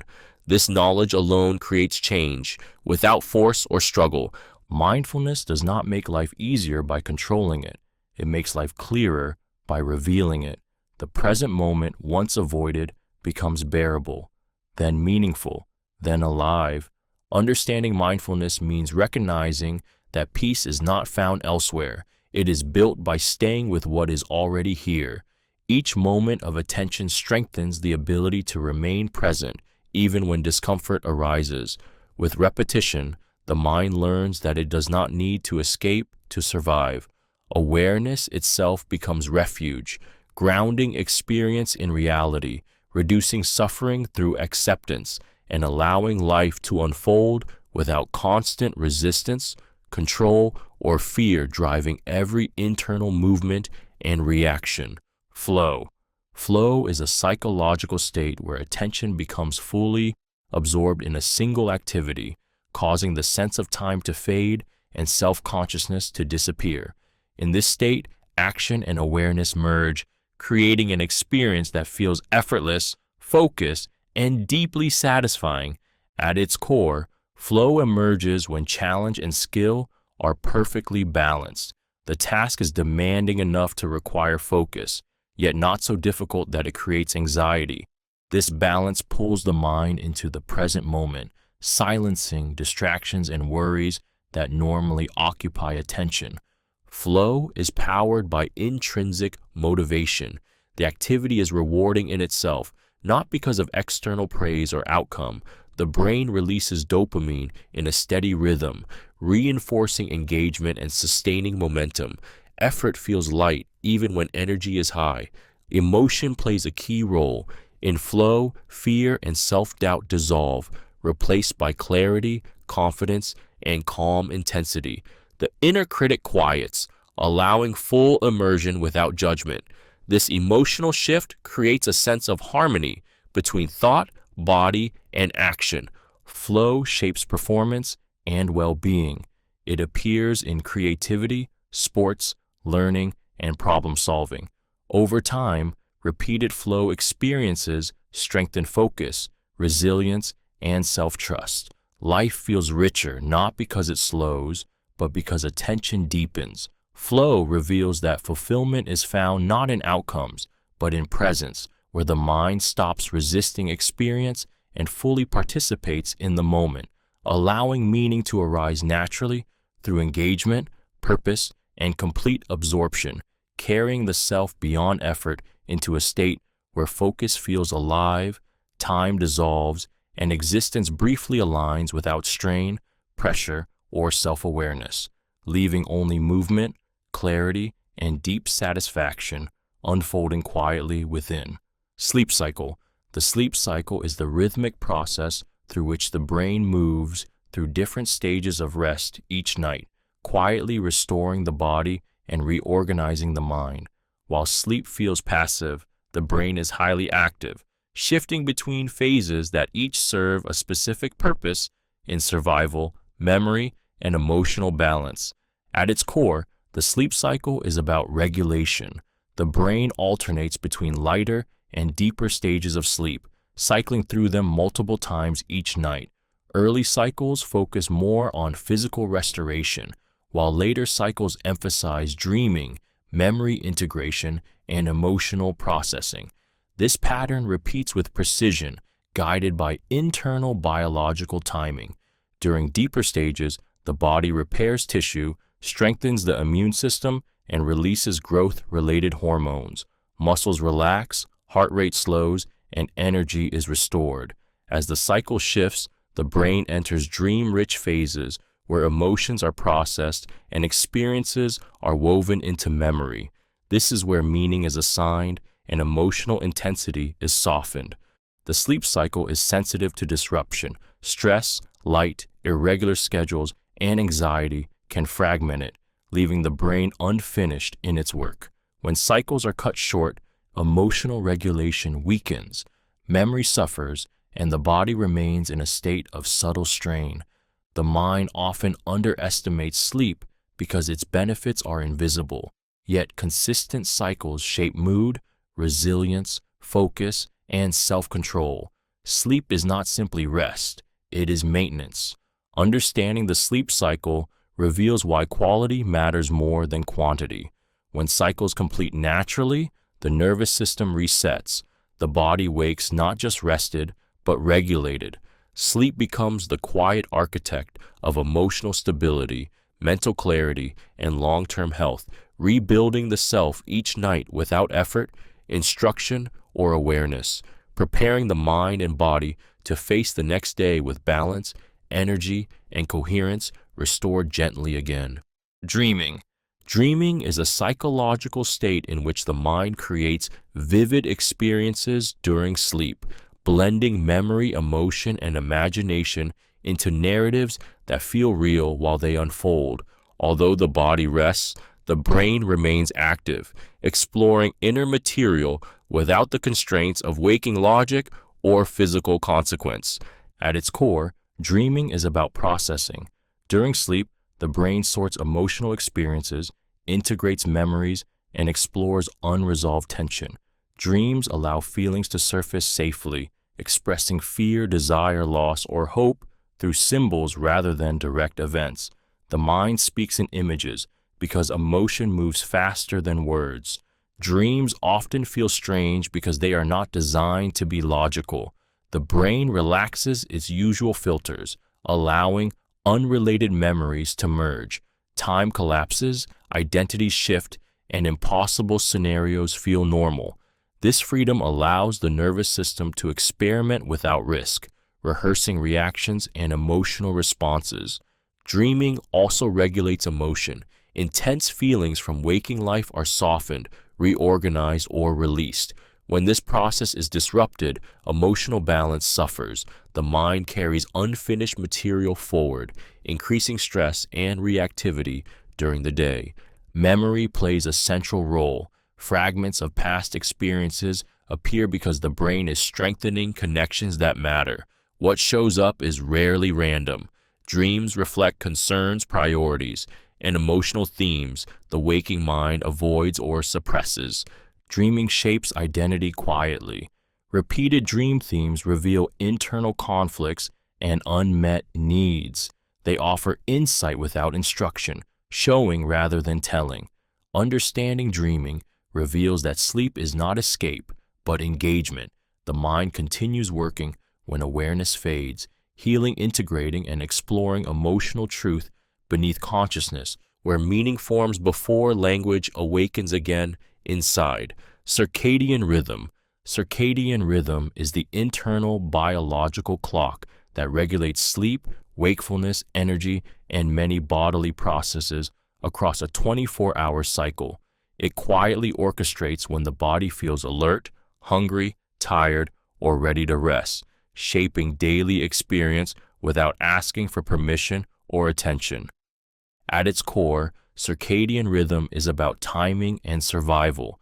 Long before artificial light and modern schedules, the brain learned to sync the body with natural patterns of light and darkness.